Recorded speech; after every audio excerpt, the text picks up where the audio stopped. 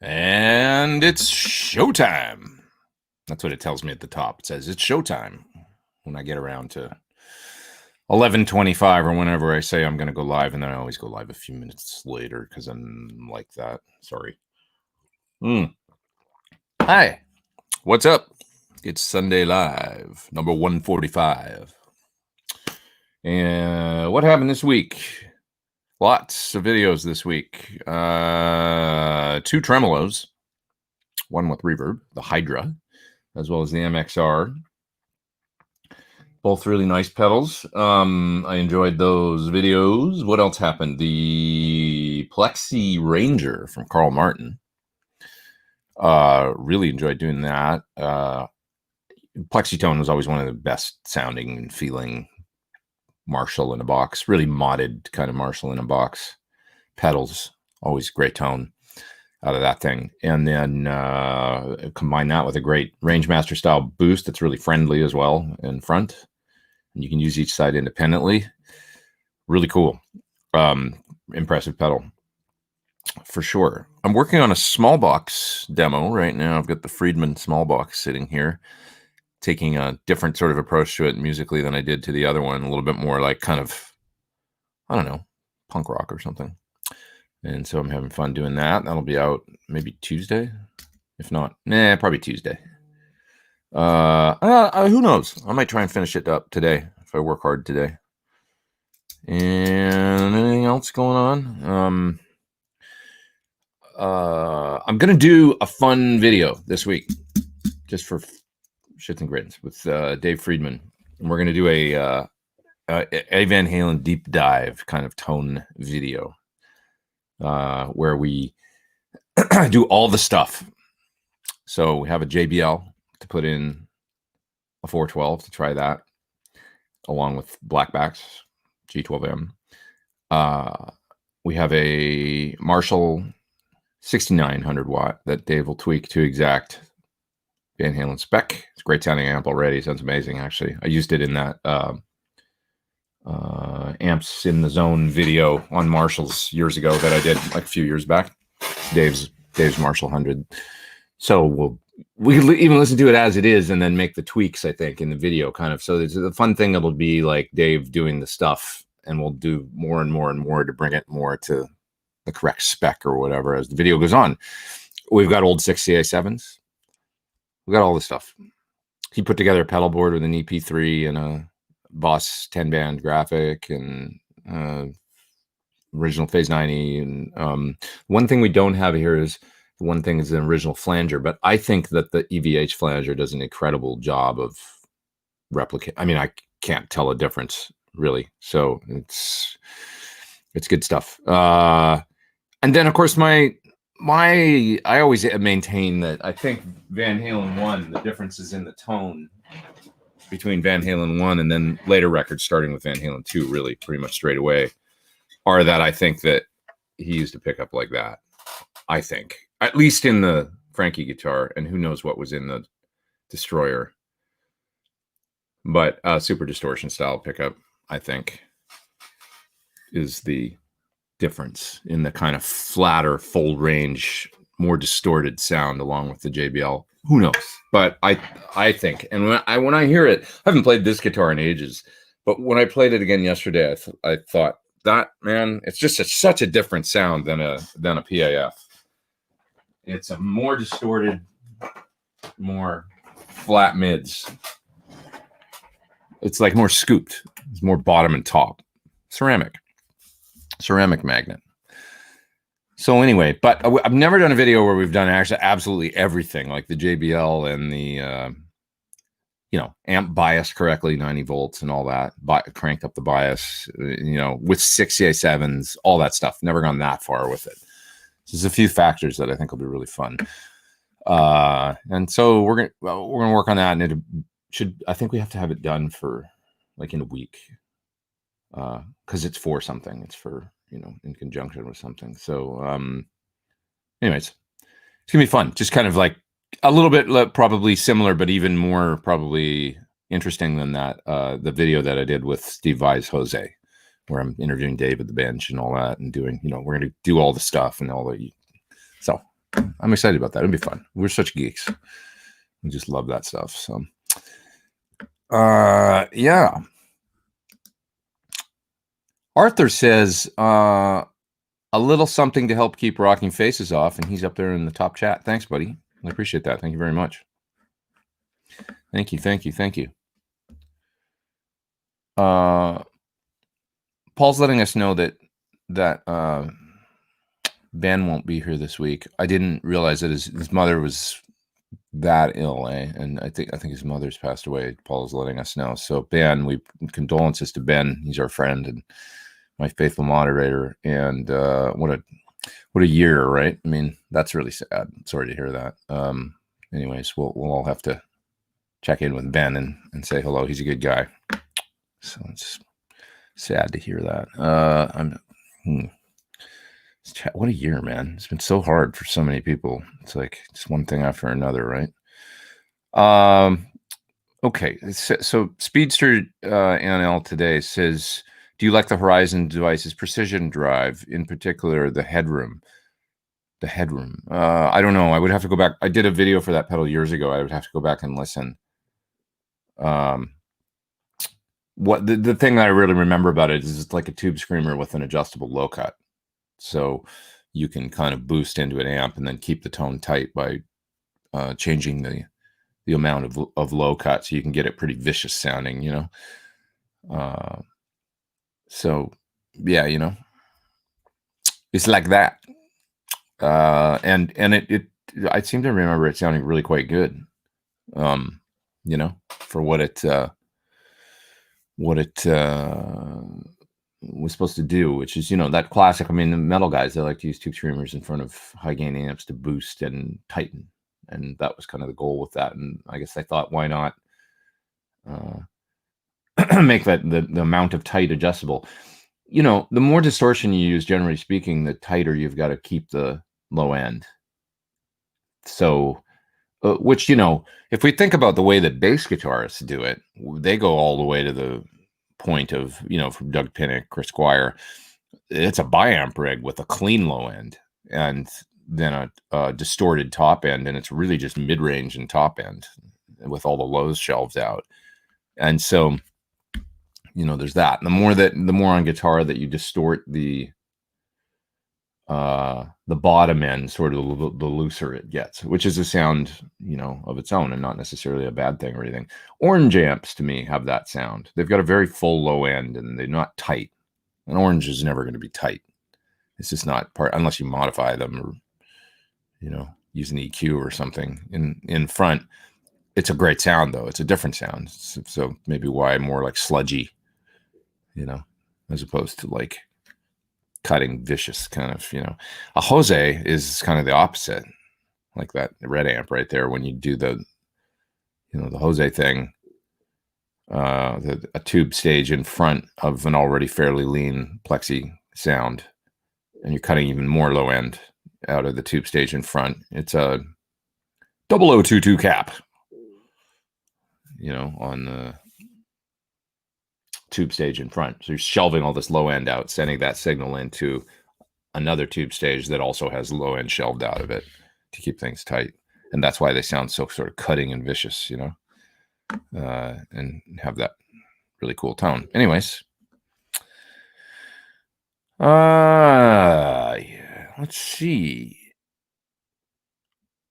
8 blocks instead of 8. I don't know what that means. Stephen, sorry, says Helix Stomp 3.0 is out. 8 blocks instead of 8. What does that mean? He must have made a typing error or something, but I would like to know what's up with that. I'll have to update my Helix Stomp. Marcus is up there in the top chat, and he's just saying hello, I think, and being a nice person. Thank you. Appreciate that, man. So,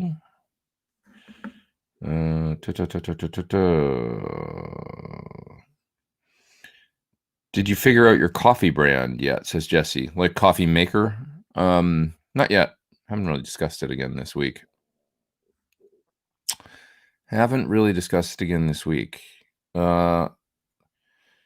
Okay, Frank's got a question. He says would loading down my amp with my SIR reactive load, then sending it to my other amp's effects return be that different in sound to the power station? No, it wouldn't. The only thing that you're going to notice, maybe, in doing it with the SIR is you might want to EQ a little bit coming out of the line out, because what's going to happen is if you send it to on your other amp, if you send it to the effects return, you're going to want to turn the presence all the way down, and on the amp you're using as a power amp, and if there's any depth in the circuit, you're going to notice that it probably sounds fuller than your amp. So what ends up happening is with the SIR reactive load, it's duplicating the impedance curve of a real cabinet, right? When you load it down and then send it into your IRs or whatever, your speaker simulation or whatever, you get that, the effect of the SIR reactive load over a flat load is that really nice kind of bump in the low end, the low resonant peak, and then there's a high rise, and that's why there's a clarity to it. It doesn't sound all mid-rangey and compressed. But when you go into another tube amp, you're going to get that impedance curve again of that amp then going to the speaker. Does that make sense? So in a way, you get kind of a double impedance curve. That can happen. So you're probably going to want to cut the high end on the SIR reactive load with the switch. And then on the lows, you might find that EQing, like using a graphic or something, down around probably somewhere between 80 and 190 hertz or something like that, like cutting the low frequencies a little bit might sound a little bit more. And the reason is, the reason is that double impedance curve. So in like a power station, what I find, Steve Freyette claims that his power amp is quite flat.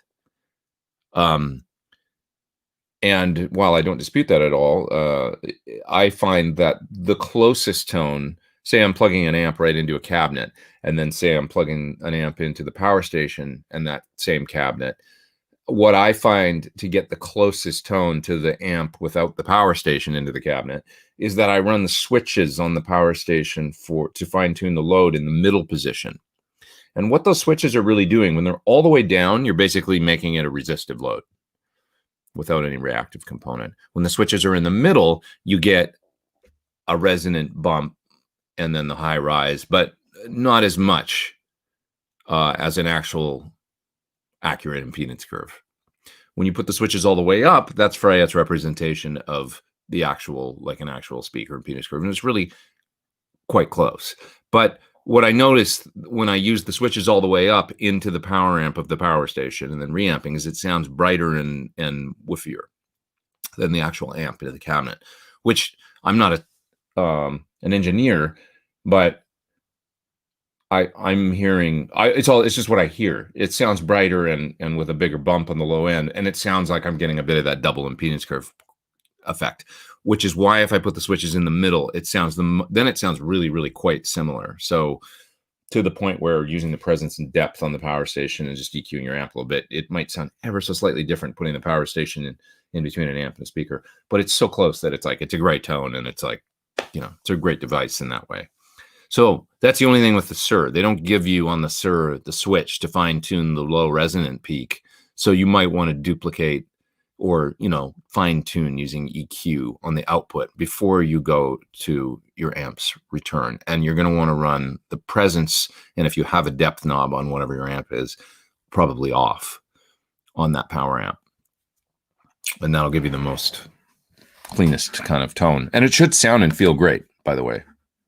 Like I say, it won't be maybe exactly the same as your amp right into the cab, but you'll be able to control the volume completely, and it'll be a great tone. And a graphic is great anyway. This is something I've talked to with some of these companies that make reactive loads and stuff like that. I've mentioned, what would be great is on the output of the line out would be to have like a 6-band graphic built in, or a 10-band graphic right on the unit. I guess the guys, the Rock Crusher kind of had that, but that was, yeah, it did. It had that, but that was kind of more to duplicate an analog speaker curve. I'm thinking just the full range sound, having a 10-band graphic to kind of fine tune, because it's amazing when you put a graphic EQ. If anybody's ever tried it on an amp, like take a graphic EQ, a 31 band graphic or something, put it in the effect loop of an amp, and how you can carve the tone. And it's like, oh, well, this is amazing. I can get anything I want now out of this amp almost.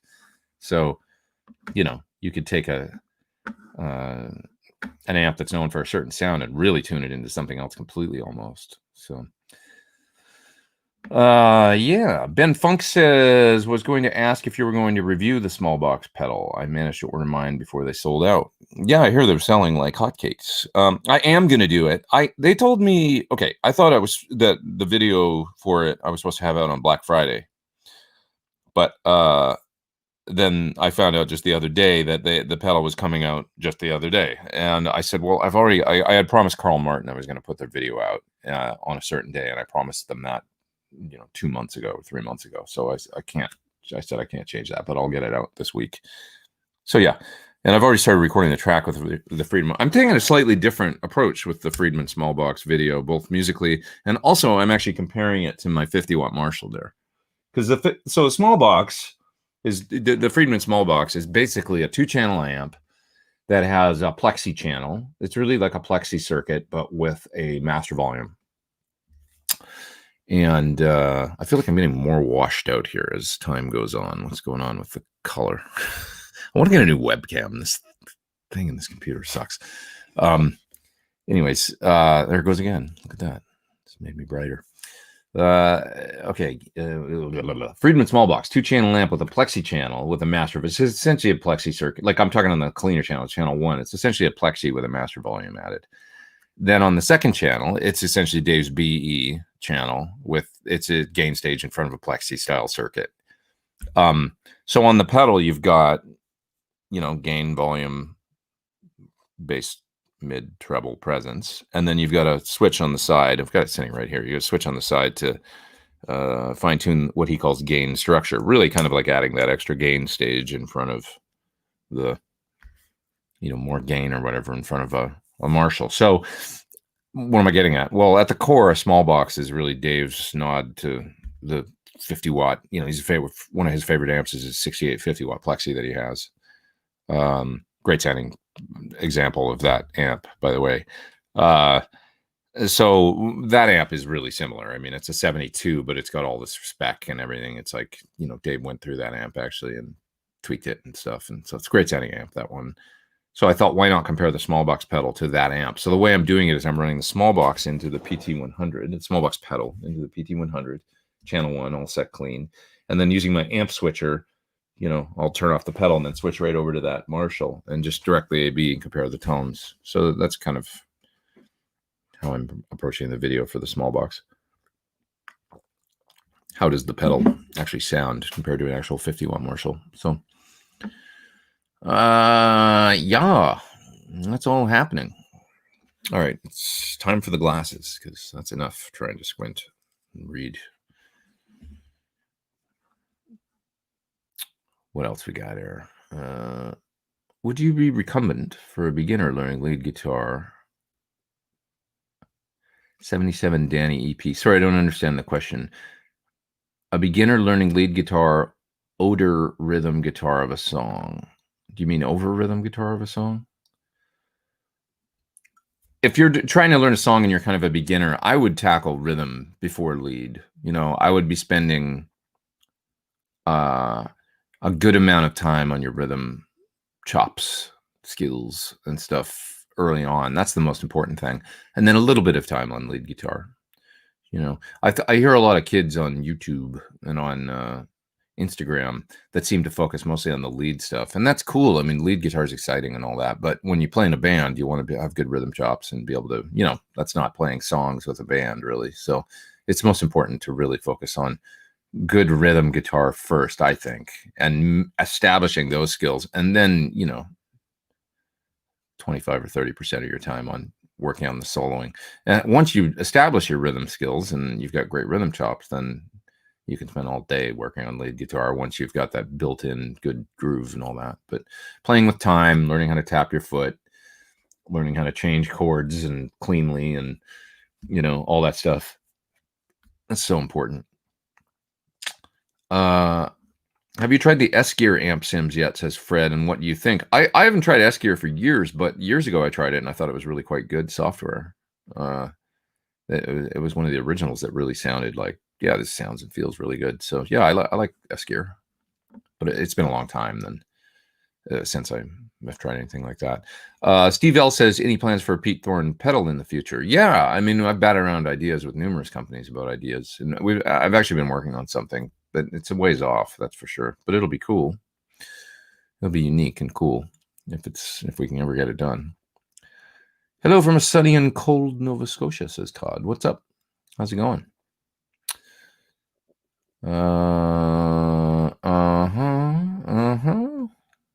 Fred asked that same question like 45 times. I got you, Fred.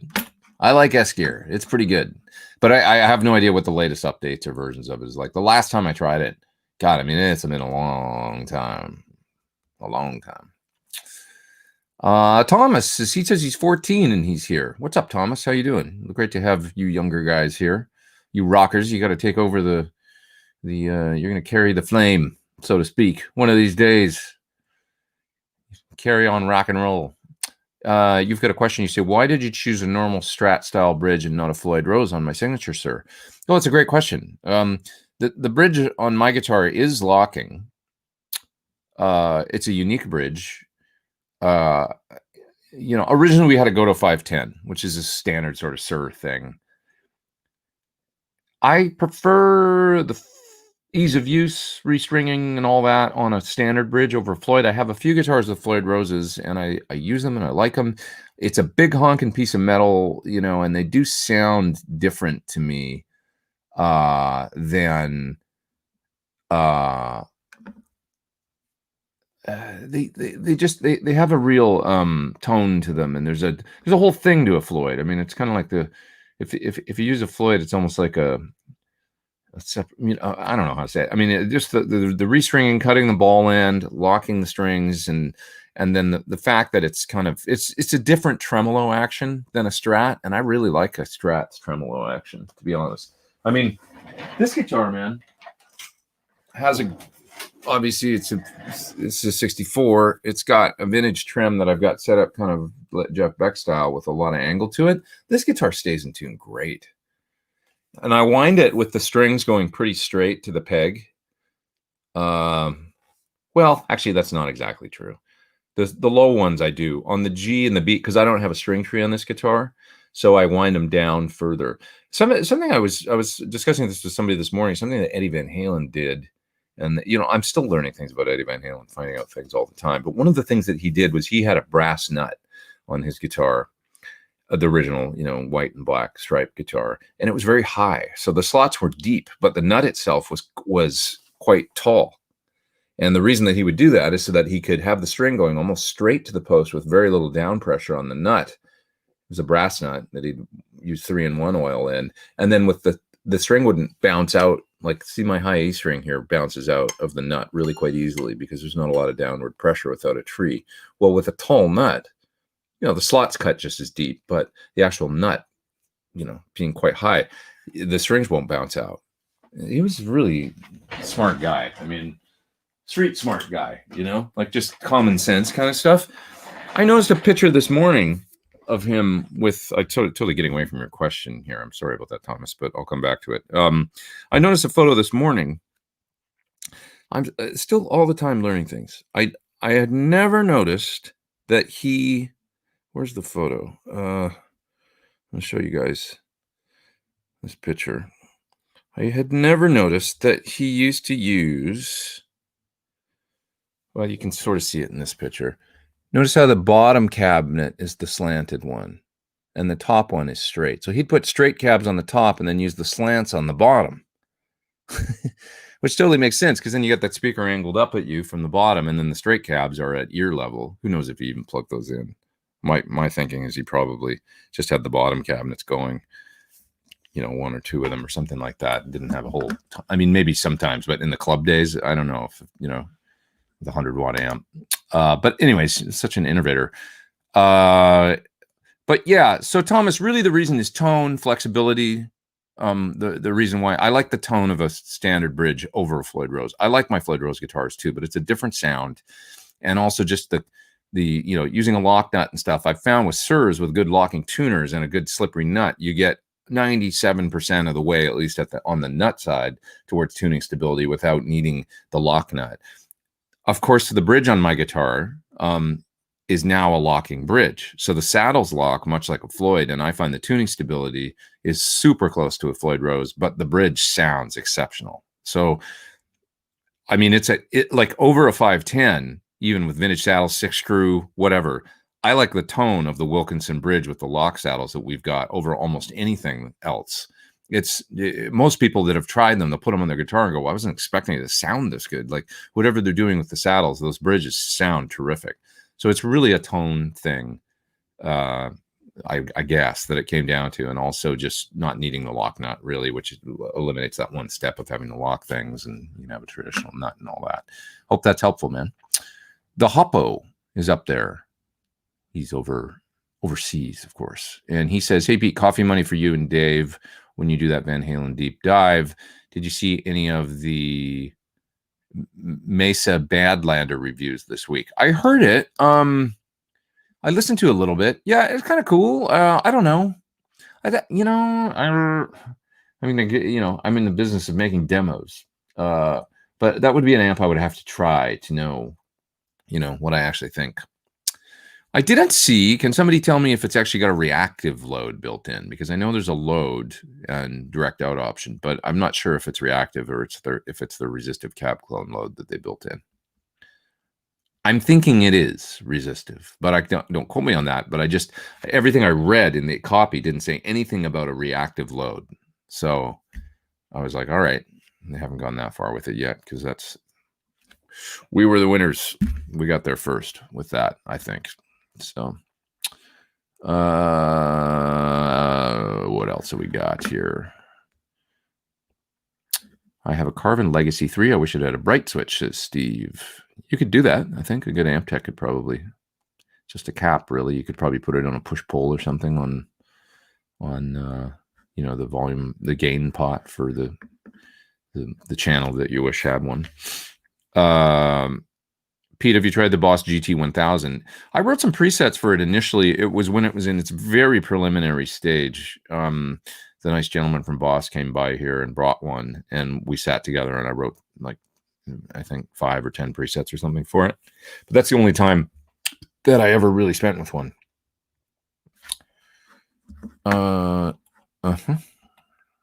Okay, what else we got here? Jor says, any tips on running a bass and guitar amp stereo rig with an EQ on the bass rig to simulate a guitar and bass for a 2-piece band, guitar and drums? I would look at kind of what Royal Blood is doing and some different bands like that. There's another guy I know that does a pickup, a Little Thunder pickup. He makes a pickup that has a split for the low strings that goes to separate outputs and basically has an octave effect that shifts those strings down. So look at a Little Thunder and the way that works. Yeah, it might be interesting for you to see. When you think about it, that's a really interesting approach, like taking the low strings and being able to have a separate output for them to go to their own amplifier. And what if they were octave shifted down an octave, right? For the E and the A, with then the high strings being the, or even just the low string. I mean, what if you could just octave shift down the low string and then keep the A, and maybe down tune to G or something like that? What if you tune the whole guitar down a whole step? That would be an interesting way to do it. So you could get a little bit lower. Yeah, be cool, and then with a split on the pickups. So you could do it even with just 2 pickups. You could have a pickup like a P pickup in the middle of a guitar that's only wired on the low pole pieces or something. And then you could have a regular guitar pickup that's only, there's a bunch of different things you could do, I would think. What if you had you make me think, this is the way you guys see me just thinking in real time. What if you had a P bass pickup with its own output? And what if you put a pitch shifter, an octave down pitch shift, on that output, and just on the low 2 strings. And then what if you had a regular guitar pickup and it was just normal going out? And then you could have the octave shifted down low strings, maybe going to a clean amp, and then also have the full guitar pickup thing going to a dirty amp, and then you'd, without any special tuning or anything like that necessarily, that would work too. You know what I mean? 2 outputs. So there's all kinds of different things you could do. Yeah, running to 2 amps and stuff. Okay. What else? Floyds have a sound for sure. The bass strings are kind of boingy on the higher frets, which I never liked. I know what you mean, boingy. Yeah, a little bit. It's a certain sound, you know. I mean, it's such a different design. How could it not sound different?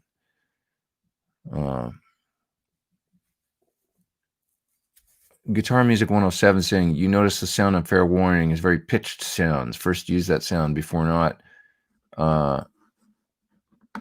Try to put down the voltage sound on VH1 and 2. From Diber down is treble boost. Huh? It's a lot of... first use that sound before not. Sorry, I don't know what you're saying. But Diver down is treble boost. I don't think he ever used a treble booster.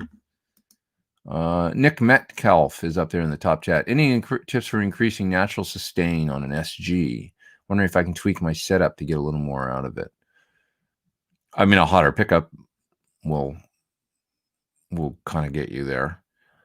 That's always, you know, depending on what you've got in it for pickups. If you go for more mid-range, it's going to increase the, you know, it's just like using a mid boost or something, and then that'll increase the harmonic interaction right in those key guitar frequencies with your amplifier, and probably create a little more feedback and sort of perceived as sustain at the expense of then maybe not having quite the same sound of a lower output pickup. So it just depends what you want. It's always a balance.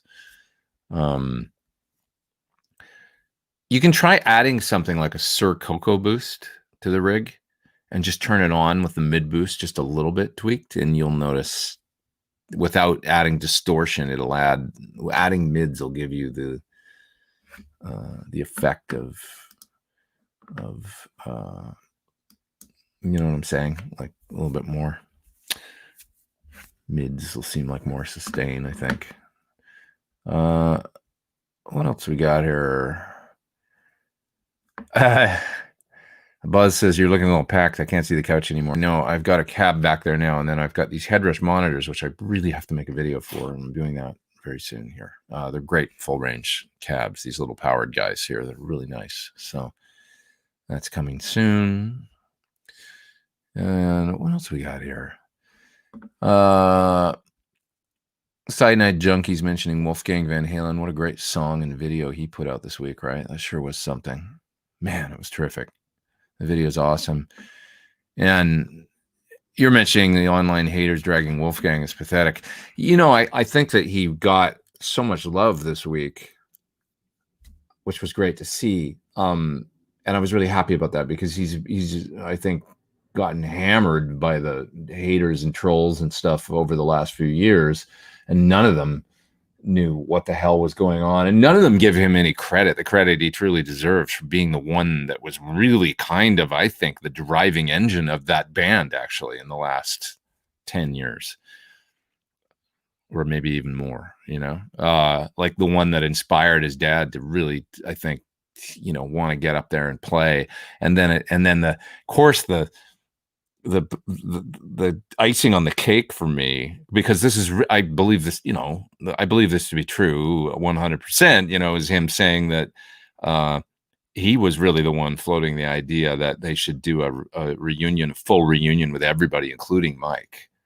And, you know, he mentioned that on Stir, and saying, you know, Dad, hear me out. Just hear me out. What if I came out and opened for you guys with my band and my music, and maybe I can play a couple songs with you, but we bring Mike back and Sammy and everybody and and his dad had come around to that idea. And of course there was the rumors last year that they had been, you know, talking with with Mike and stuff, and that the feelers had been put out and everybody was into it, of course, and stuff. So, but that he was really driving that, you know. And so you got all these guys out there giving him shit about, you know, you don't belong in that band or whatever the kind of crap they're saying, you know, when he's really the one that was, you know, like picking the set list and like almost like the de facto kind of MD, I think, of the band. You know, that was really the role. And pushing to make things happen. And so they're giving this guy shit. Like, you don't attack that guy. That guy's, you know, and even, you know, very mature. I mean, saying like, you know, that he gets it. Like, I get it. They're just fans. It's kind of like I said on our, you know, back when we did the Eddie Van Halen episode a few episodes ago, tribute to him. And I was saying, you know, it's like it really is a reflection on, if you don't want to take a positive spin on the angry fans that just wanted to see, you know, Mike back and all that. They just want to feel like they did in 1985 again, or 4 or whatever. Like that feeling of when they were kids and seeing that band and the way that band made them feel. That's what they want back, you know. They just want that exact thing again, which of course is fleeting, right? But you know, it's like seeing the Stones out there or something, or seeing, you know, I don't know. It just, even, you know, right now seeing AC/DC with Phil back, right, playing drums, and Brian, and doing the best they can. It's basically the whole 1980 era band, but of course Malcolm's not there because he's passed on. But they're doing. They've even got a young in the band. You know, that feeling is what people want. They want that chemistry to make them. It's like a drug. They want the chemistry to make them feel like they did back then when they were kids. And so don't attack Wolf, because he was really the one trying to get it as close, you know, as he could. So then, of course, he puts out the song, and I knew this was going to happen. I just knew it. He was saying he was ready for hate and a bunch of haters and stuff. But when you put out quality music, it's transparent. And all the BS that happens with social media and stuff goes away when you release something that's great. And from the heart, it cuts through all that crap. And he got nothing but love, as far as I could tell, you know. And he said, I wasn't prepared for all, like, going online and reading nice things about myself, you know. That was, and it's like, that's what happens when you know, and just keeping on putting out quality, great stuff. Haters just look ridiculous in the face of that, you know. Like, there's nothing to hate on when somebody's, you know, it's just, at that point you're just being a jerk, you know.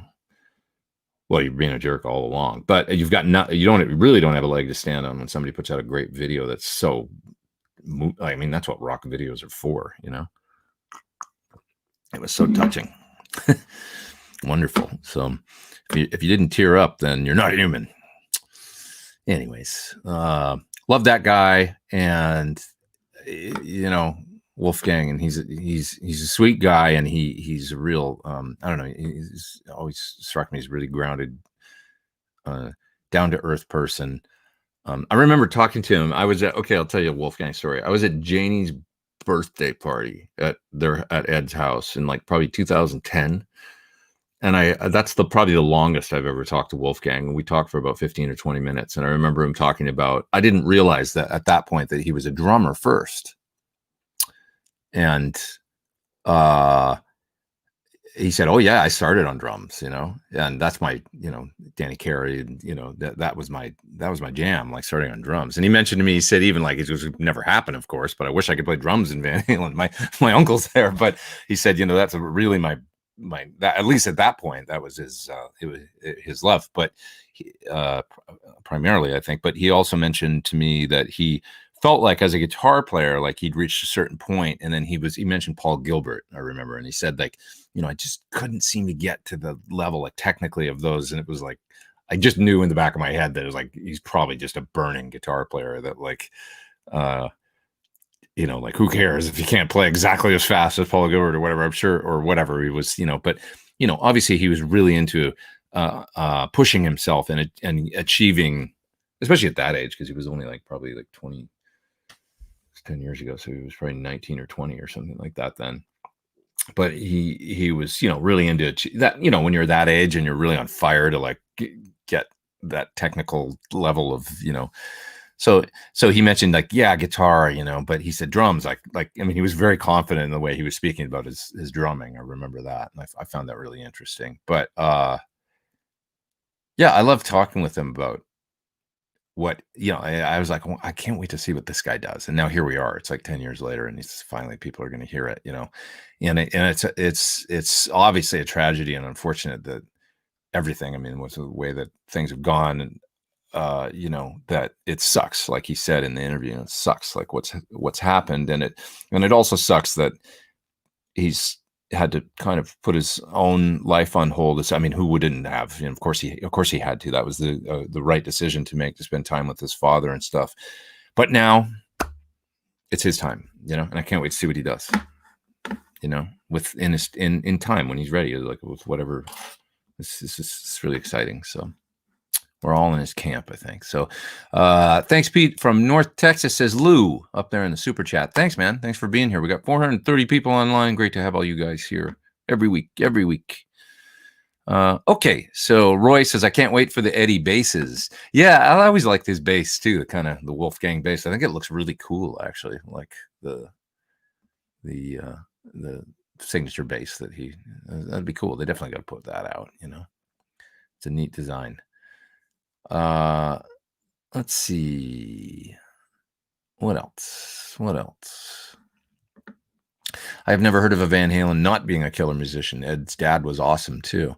Yeah, I love the story about him playing on Big Bad Bill, the solo that he played on there, and how he hadn't really played in a long time. And then he played this amazing solo, that was just so musical and stuff. And I love that, so, and yeah, man, I mean, I saw George Lynch yesterday for a minute, and George mentioned something that was really cool, because he knew Ed back in the day, and he said that he would sit. He didn't mention that specific, but he said, yeah, he'd be sitting there playing guitar, and then you'd leave for like 8 hours and come back, and you'd still be there practicing like the same thing. How hard he worked on things and stuff. It was interesting. God, that light is just, once again, turn the screen a little. Yeah. What's the Eddie Van Halen story on the MXR EQ on his early board? Did he use it mid boosting? He kind of did. Yeah. It looked like he had the mids boosted up, and who knows if it made on recordings or not. That was I was actually talking about this video that I'm going to make this week, and George mentioned that he likes the MXR EQ more than the Boss. The Boss sounds amazing though for like a GE10. So, various pictures you see him with an MXR EQ, various pictures you see him with a Boss EQ, and occasionally probably using them when he felt like he needed to. That once you consider that he might have had one of those on the board, and how much gain one of those things can actually add in front of a Marshall, it's like, okay, well, now all bets are off. Like, we don't know when he used this thing and when he didn't, and it definitely has a massive effect on the overall tone, when we put an EQ in line in front. So anyways, are there any Helix stomp patches from you available? If yes, where? That's Stefan. Not yet. I have to make my Helix patches and make them available, and that's something I'm going to do. It's just one of those things. I literally am looking at my floor right now. I have 1, 2, 3, 4, 5, 6, 7 pedals sitting on the floor, all waiting for videos. There's this one right here. That's 8.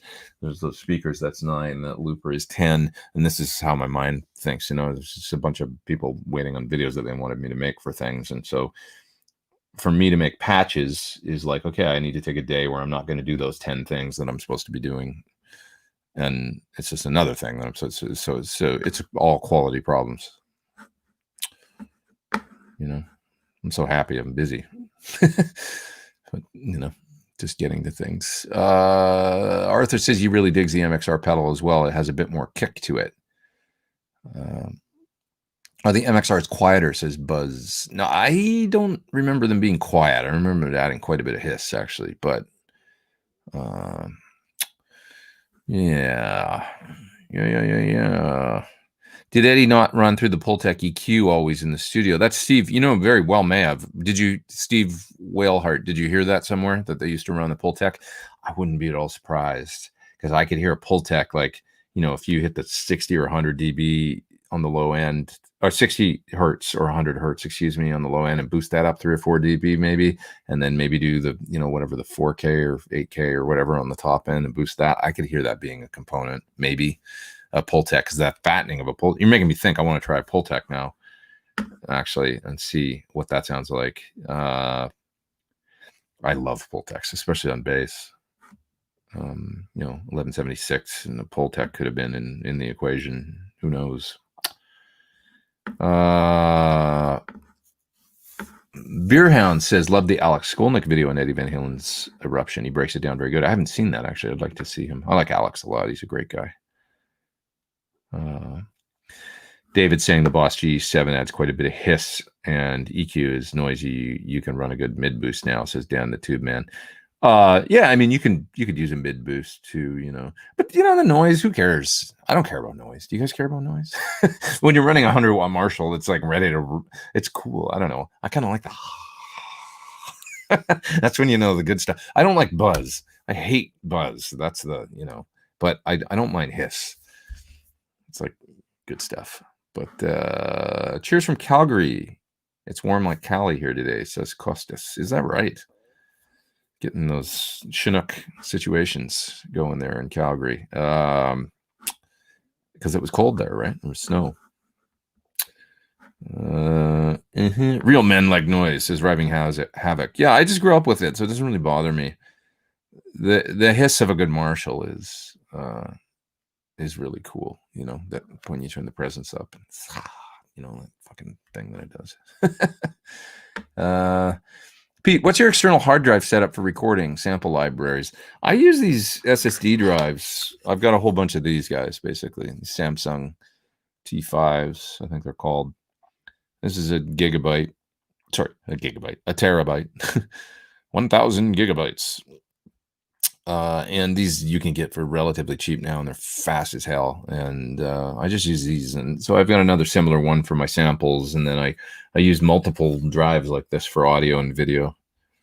And then I just back up to cheap, 5,400 RPM drives. And that's how I do it. I should have some sort of RAID thing or something, but I don't know. I just haven't made that investment. What could be more boring than buying hard drives, right? So when you're looking at a big investment into a hard drive, it's like, I know it's important, but it's just kind of the most boring thing you can spend money on, So let's see, a new guitar or RAID array. Yeah. Arthur says, I'm proud of Wolfie for pushing himself and for his strength. Yeah, I mean, me too. Proud of that guy. Proud of him.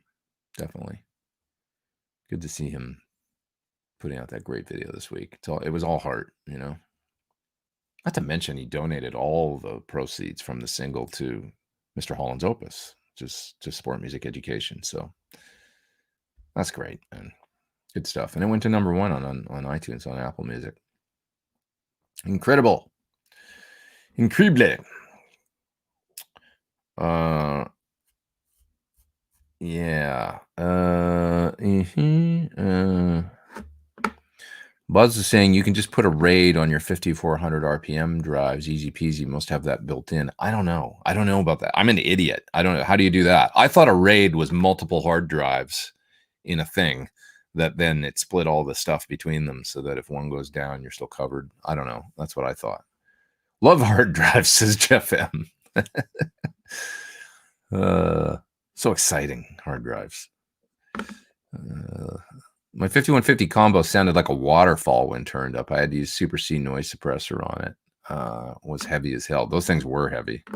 Great big, heavy, closed back situation, right? Leonard says, hey, Pete, I have a Thornbucker and need some Sur single coils. What pickups do you have in your Red Classic S? They're the V63s. Do I need a treble bleed circuit? Yeah, use the Sur treble bleed. Whatever they do is great, Go to Thornbucker Plus and with some, or regular Thornbucker if you like, but with the treble bleed, you don't necessarily need it. I mean, it depends what you like, but I really like the treble bleed circuits, generally speaking, that Sur uses with a cap and a resistor. It keeps the sound very consistent all the way down. I don't even think about it, to be honest. I don't think about it at all. It just works. It sounds good to me. But the V63s are great singles. I like the V60 LPs and stuff, but I think I've moved toward V63s as being my favorite Sur single. Does Wolfgang do the vocals in the song? He has a great voice, says Gary Waters. Yes. Yeah. He sings everything. He does have a great voice. Killer singer.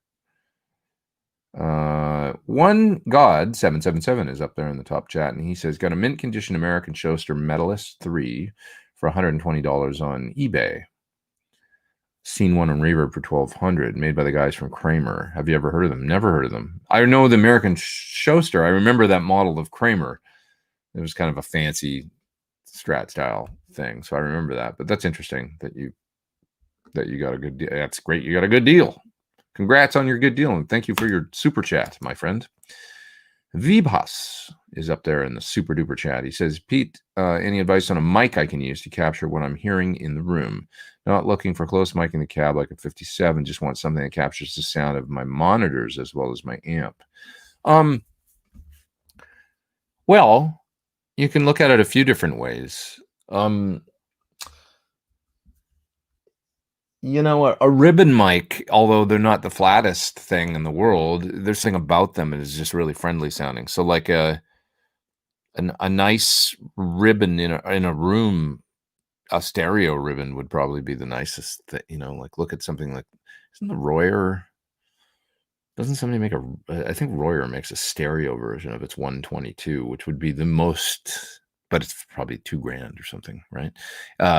You know, beyond that, a condenser mic in figure 8 or maybe an Omni is probably the closest to what your ears are hearing, you know? You know, an Omni pattern all the way, it's picking up all the way around. So that would probably be, you know, look for a nice condenser that you can put in Omni, something that's pretty flat. That would be the most sort of uncolored, or a ribbon mic, which is figure 8 by default. It's the pattern, which means they pick up front and back, kind of 6 feet in front of your amp, or 4 feet in front of your amp, 3 feet in front of your amp. I don't know, try it in different positions, but that tends to have a very natural, like, amp in the room sound, I find, if that's what you're going for. You know, if you like the tone of your amp and you want a little bit of the room character and stuff, you want to record that, try that. You know, I don't know about the sound of your monitors in the, you know, but anyways, a couple options there. Condenser in Omni or figure 8, or a ribbon if you want it a little warmer, like an M160, or if you want to spend a little less, the ST170 is my favorite inexpensive ribbon from Sterling. There you have it. What else we got here? I think I answered all the questions. As good as that song is, I can't begin to imagine what Wolfgang's album is going to sound like, says Disco Scotty. He's going to be the Prince of Rock, playing everything himself.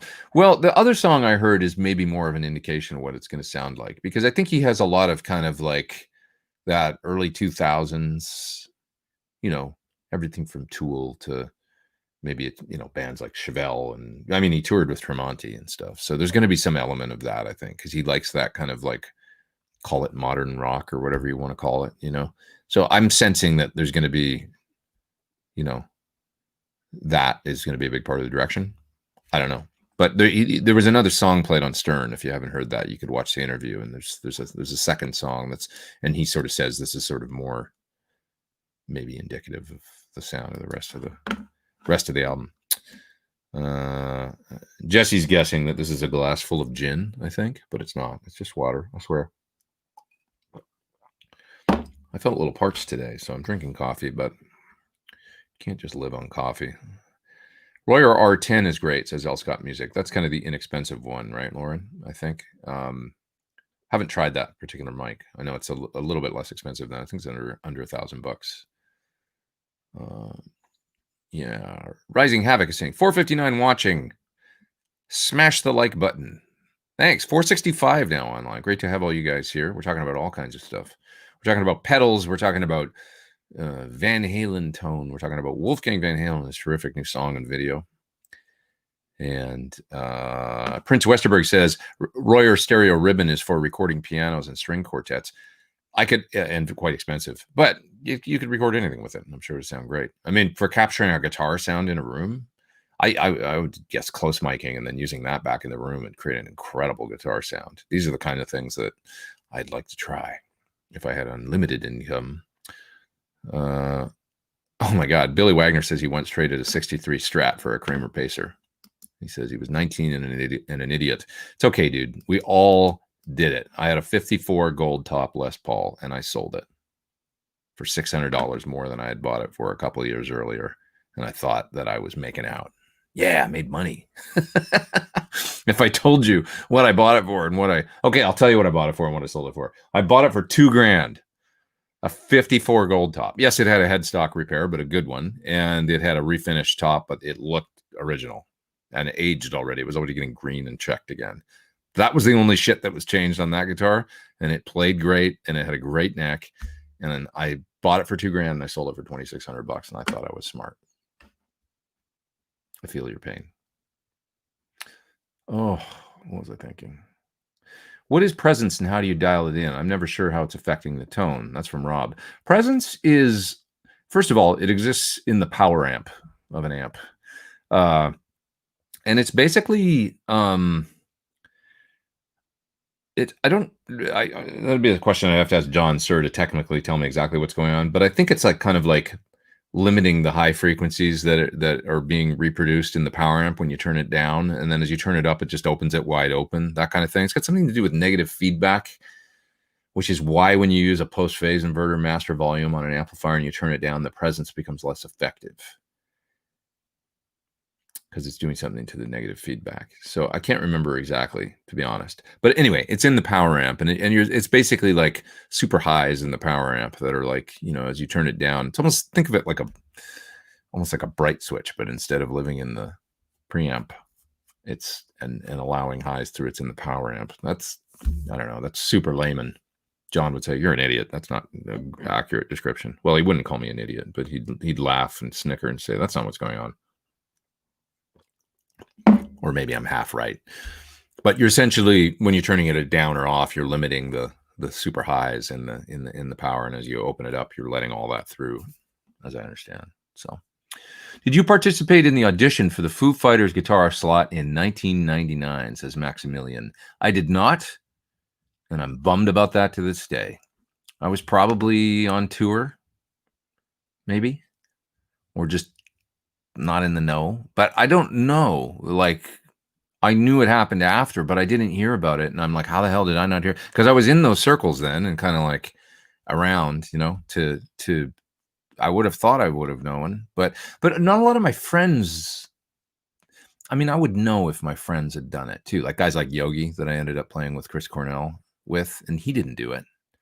And he was like everywhere back then, so I'm pretty damn sure he didn't do it. So I don't know, like whether it was just different circles, that because you never know. Whoever sets up an audition, there's always a certain camp and stuff. I know a lot of those guys now. I mean, like Rami, the keyboard player, I've known for many, many years. And yeah, I peripherally know a lot of Foo Fighters people. I've met Dave a handful of times and stuff, and Taylor, and Pat. I've known Pat's wife since 2000 or 2001 or something, because I helped her get her work visa in order. She needed some help, and I helped her get in touch with the Canadian Musicians Union, and also because she was from Canada, and figure out how to, because she was a drummer back in a band back then. So I've known her forever. So anyway, I have these peripheral connections to those folks now, but I guess I just didn't right then whenever that was happening. And that sucks because I would have loved to have auditioned for that band.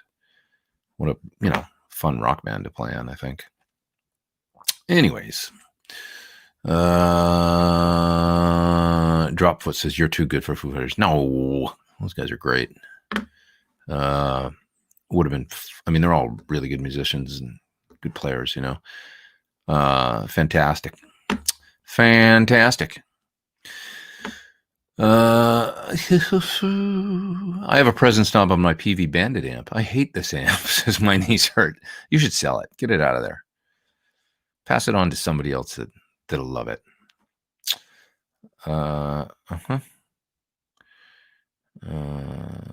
Let's see here.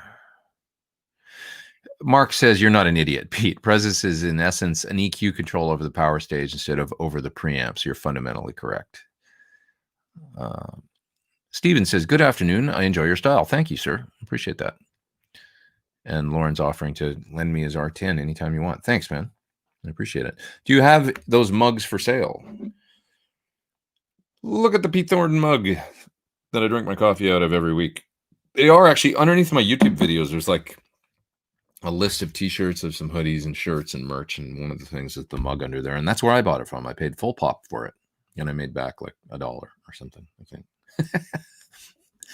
So yeah, I just thought I'm going to order some of this stuff and see what it looks like. And so it's they're like a fulfillment house, basically, the place that do my t-shirts and stuff. It's a Teespring. So basically you upload a, this is the way a lot of people do it now. You upload if anybody out there is interested and they want to make their own t-shirts, you send them like a PDF or whatever of your art, right? So that picture and then that logo, and then you can basically pick a product that you want them to put that on: t-shirts, mugs, keychains, like whatever.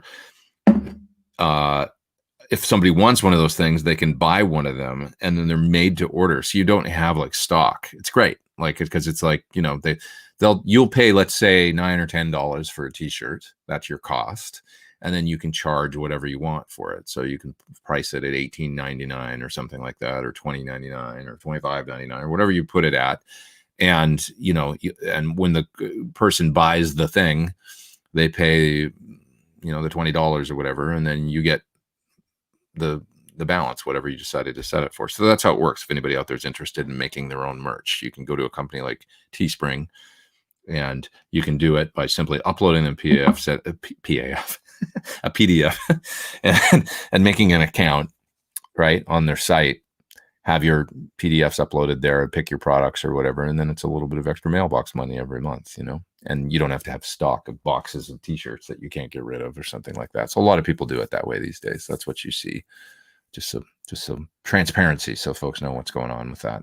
So yeah, I think the mugs are, I don't know what cost is on these. It's something, well, I want to say I haven't even looked for a while, so I don't know, but I end up, I think if somebody buys one of these, I think I get $4 or something like that out of the sale. And the rest of it goes to the cost of producing the mug and the shipping and handling and all that. So that's how it works. Full disclosure. How would you go about dialing in a Tweed Bassman? That's a great question. They're basically a Marshall. It's a JTM 45. I mean, it's the Marshall before the Marshall. Marshall copied the Bassman. So however you would set your Marshall, if you run the EQ is kind of lossy on them. So if you run the mids low and you run the treble low and stuff like that, the amp will be cleaner actually. So that's good to know. You can link the channels like you would on a Marshall if you want to add in a bit of the normal channel. If you find the bright channel, I mean, the bright channel is, I would generally plug into the bright channel and turn it up to the point where it was sounding healthy, 6 or 7, like you would a good Marshall or something. And then just EQ to taste. I probably have the mids up somewhere between half and 3/4 of the way up.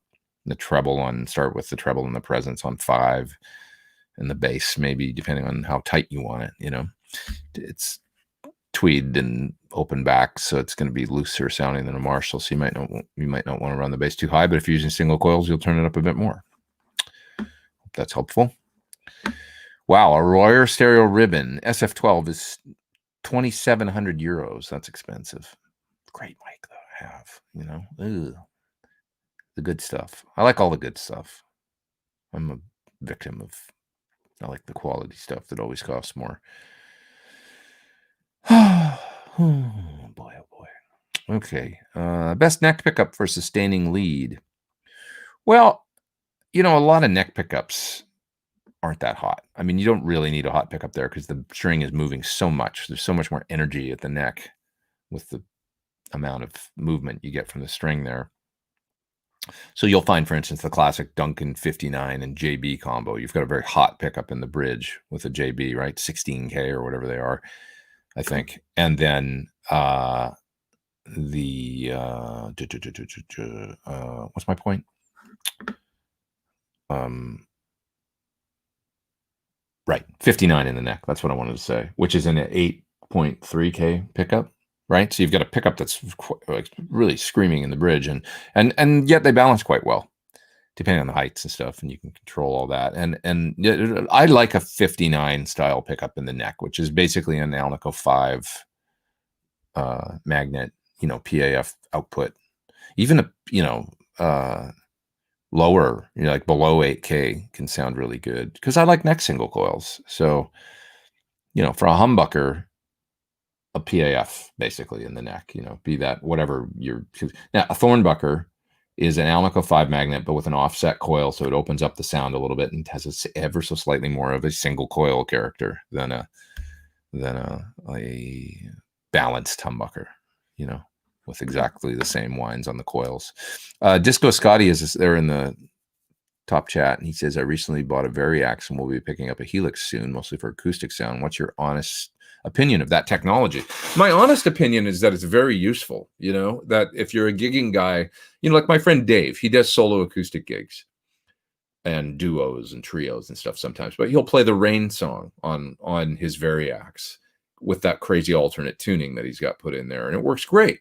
It sounds great through the PA, and it sounds like the Rain song, and it's very effective, So it's like they're a great tool for a working musician. Does it sound exactly the same? No, but I think that I really like for instance, even the Fender Strat that's got the modeling stuff in it. I did a demo of it where I'm playing nylon string sounds and baritone and all kinds of things with that thing.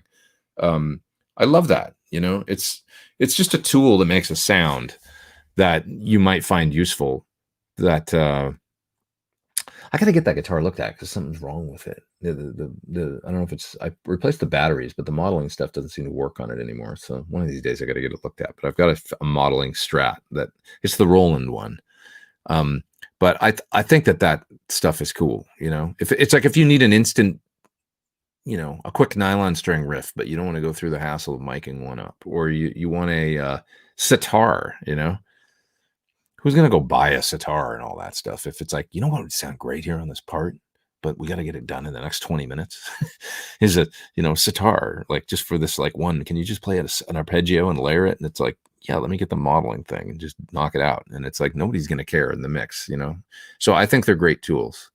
I do. I'm all about it. Would it be my primary guitar? Not me, but I mean, I think they're great to have from a studio perspective or from that live practicality. Like, I'm not going to bring another acoustic and put, have, in the tuning for the Rain song and have to deal, it's one guitar that you can do that with. So it's really cool, I think. What picks do I use? I use Ultex 73s. I've got a box here that I have a whole bunch of different picks. Look, I've got one of those Van Halen picks in there. It's like they're kind of thin and grippy. They're pretty cool, actually. Where's my pick? Here's a kind of used one, like Yngwie. Jim Dunlop 1.5 millimeter, but it's got my name on it. Remember that? The instructional video? It's a Jim Dunlop, but it's not 1.5 millimeter. It's a 73.73 Ultex. Those are my main picks for years. I try different things like these prime tones. I'm quite enjoying. They're kind of like with the pointy, different tones, different things. For acoustic, I've always really liked, if I can find one, I've always really liked these kinds of Dunlop nylon sort of picks, maybe in it's either the gray ones or these like 66 or 73, whatever they're 66, I think. Thinner and the softer nylon things like less pick attack and has almost like a built-in compressor type quality to it that I like. Yeah. Pete, when Tight Pants lost trend, was that like a total liberation or was that disappointing? Are you talking about like with women? Because it sounds sexist, but I'll be honest, I'm not a fan of the mom jeans thing. Like when people started dressing like purposely like in clothes that look like stuff that you wouldn't want to get from the thrift store, I didn't like that. I didn't, but I'm no like pillar of fashion, so I'm not. I don't think we need like bell bottoms again or anything like that. Mom jeans, bell bottoms, not a fan on men or women, really. How about just a good old, proper, I don't know. I don't know. What are we talking about? Leapfrog uses Variax for pretty much everything they do live, says Preston Smith. Variax, it's a good tool. Let's see here. Did I happen to own a transparent quilt top Sir Classic T with mahogany body and neck? Yes, I did. It was, that says Ibanez Tube Screamer. It was a Koa top with mahogany body and neck, and it's a brown. I sold it to somebody. It was a really cool looking guitar actually, but it just wasn't quite. I just like to have it again. It was really nice. You know, it's kind of a brown burst, natural, sort of very pretty Koa flame top T. I played it for a minute. Linda Perry told me it looked like a piece of furniture, and I never got over that. And I always was pissed at her for saying that. Ruined that guitar for me. Why do I listen? Why do I care? Why am I so sensitive about what other people think? Rich Monk says, don't know what Ultex is, but I know you can use the same pick for a year and barely wear down the tip. Exactly. Yeah, I don't know what that means. It's obviously some sort of polymer, some sort of synthetic polymer. But they do last a long time. I would play a whole gig on one. And that's what I liked about them too, because I hated like using a pick for half a song and then feeling like it had grooves in it already, you know. Throw it away and use another one. So seemed wasteful. Paul Ewing says, have you tried a Firebird pickup in the neck position? It had a magnet on its side in each coil, so you get a single coil sound, and yet it can kill hum. I never got into the mini humbucker thing, you know. Never owned a guitar with mini humbuckers. I only have one guitar with P90s, which is a travesty. But I guess one of these days, you know, I should try a Les Paul Deluxe or something. It's, you know, I know Paul Gilbert used to use them. He'd use a mini humbucker in the neck. He's a gainy guy, and he obviously liked the clear tone. Prince Westerberg says, I live in London. That box of plectrums is the price of a vintage Plexi. That's an expensive city. It's true. Tim says, absolutely loved your solo on Paul David's backing track last month. Thanks, man. Yours and Chris Bucks were mesmerizing. Thank you. I love Chris's playing. He's a nice dude, and what a great guitar player. He is the future. He's so young and just killing on guitar, you know. He's got a bright future ahead of him.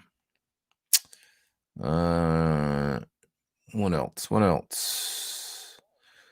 When the girls at my school started to look interesting, says Hobo Roadie, the trend went from mini skirts and lipstick to burlap and flat shoes. The 70s sucked in special ways.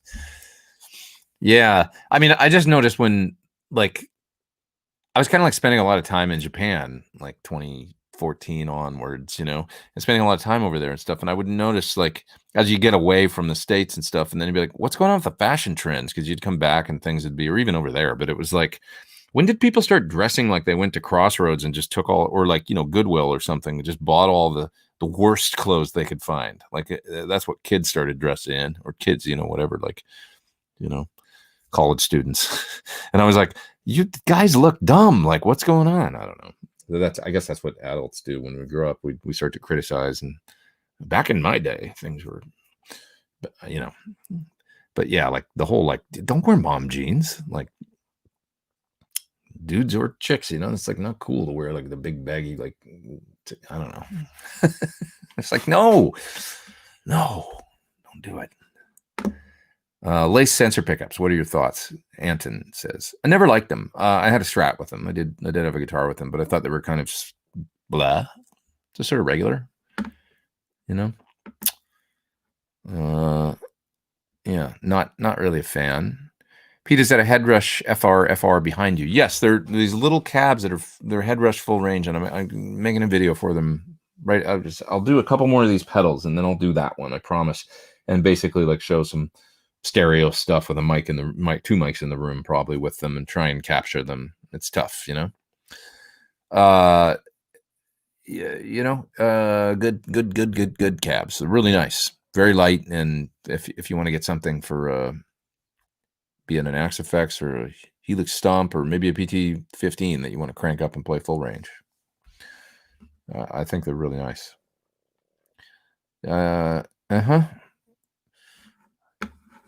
What else we got here?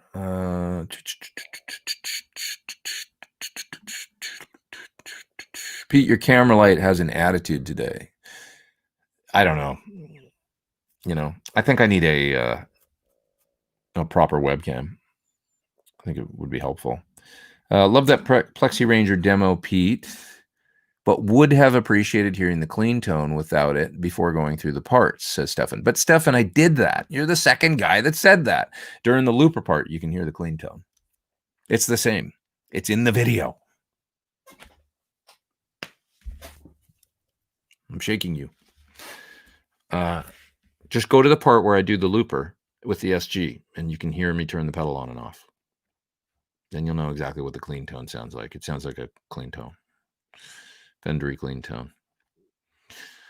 Sometimes I put a clip right at the beginning of these videos where I turn the pedal on. I guess I should do that more. But just go to whenever that moment is. It's probably 8 minutes in, and you'll hear the clean sound. When I do a distortion pedal video, you can assume the amp is clean if it's a plexi tone, or I'm not going to use it in front of a dirty sound. I'm always using like a Fendery clean.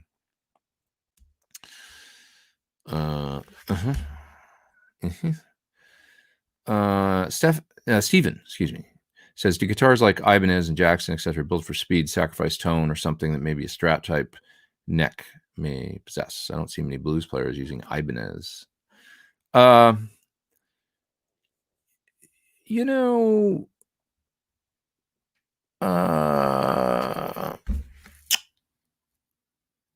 I'm trying to think of blues players using Ibanez. Yeah, I can't.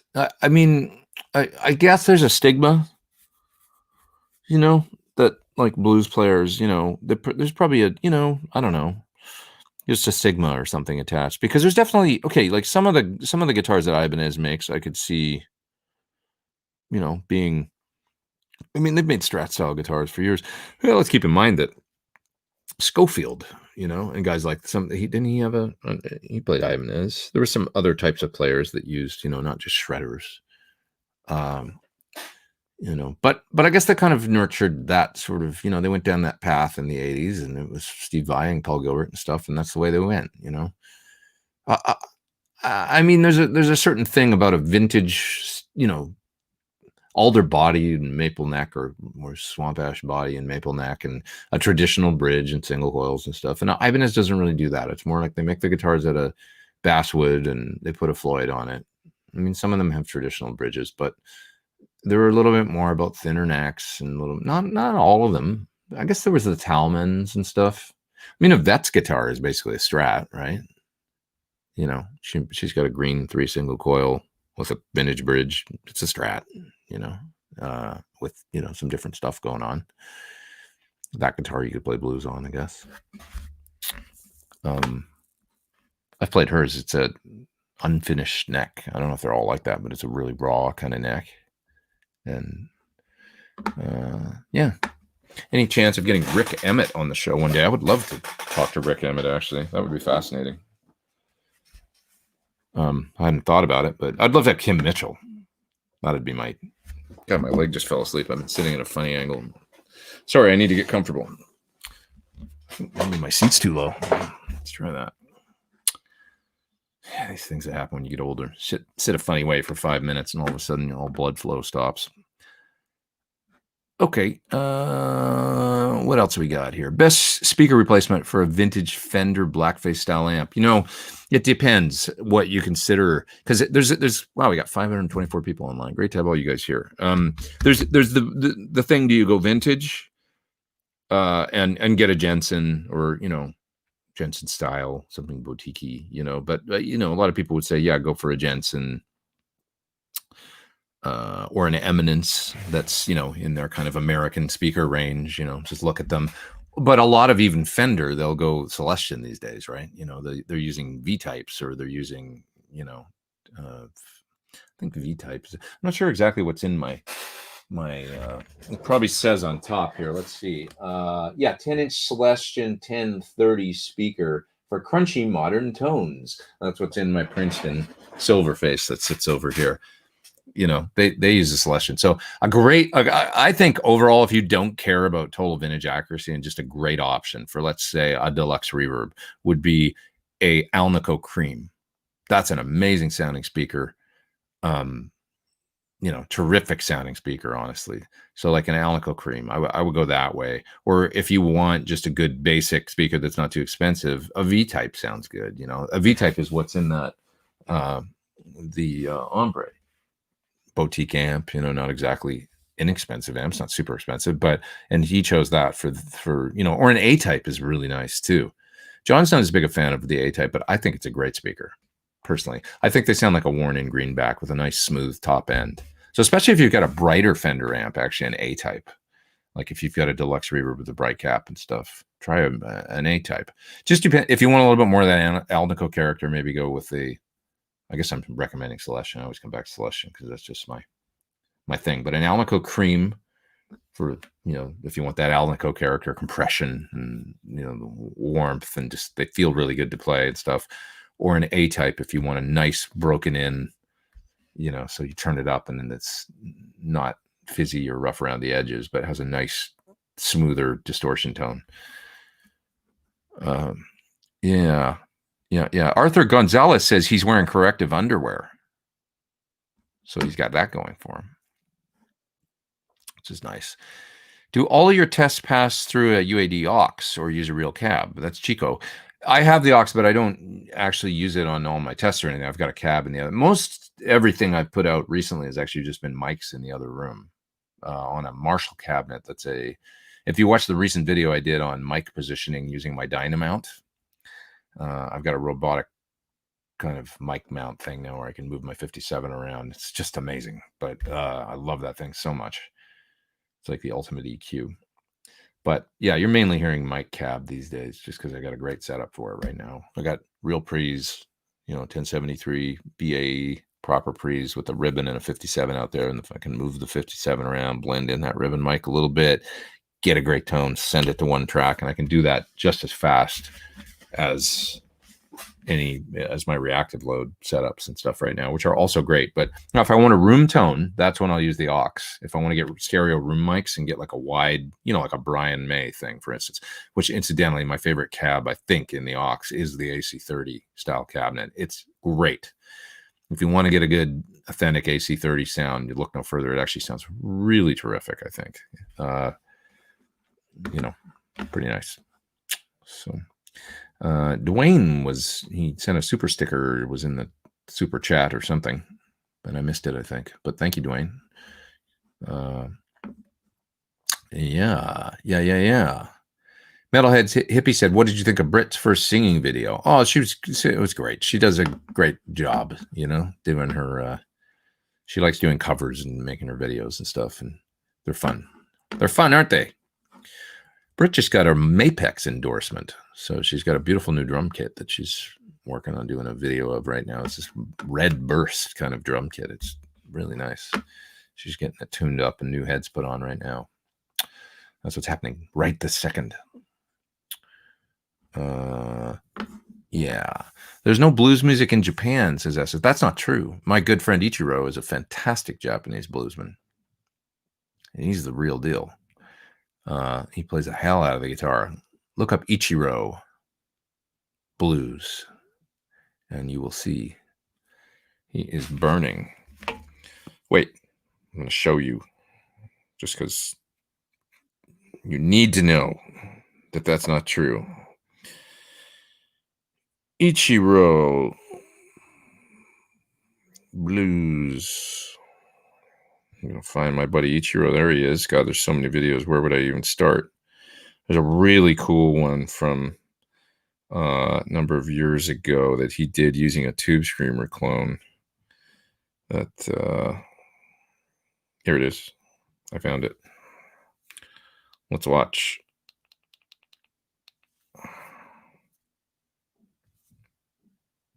Why can't we hear it?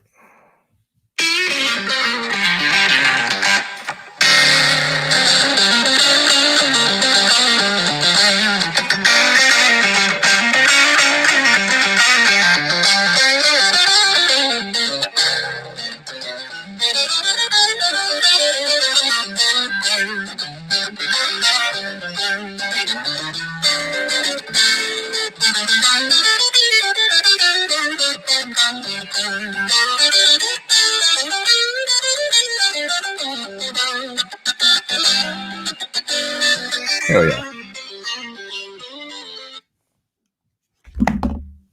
No blues in Japan. Come on. The Japanese get the blues like anybody.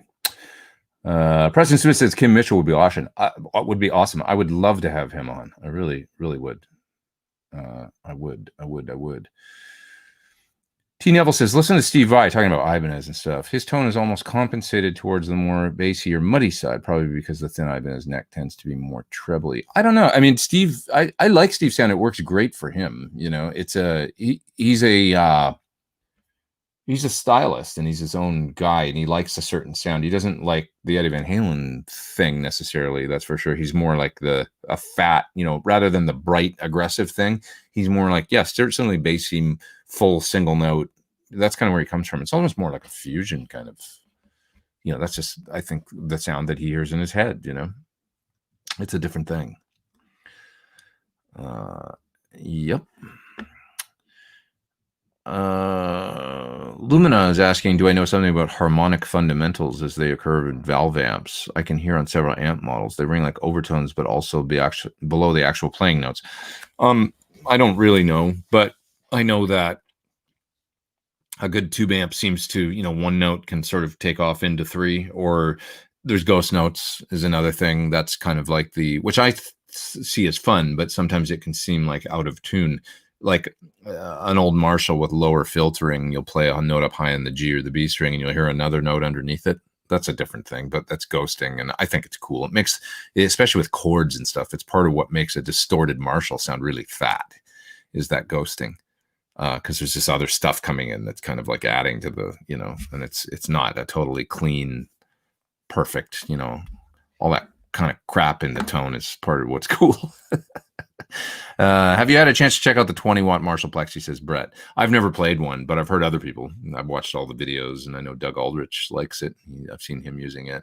I dropped by the Marshall booth when they put them out. That was 2 years ago now, and I thought it was pretty cool. So, yeah. L. Scott Music says, corrective underwear, a.k.a. codpiece. I guess that could be one way you would go with it, or the other way would be depends. Corrective underwear. You know. Let's move off of that topic. Leroy says, I remember watching Chris Duarte playing a local club, and he said he just came back from Japanese tour. They love blues in Japan. They do.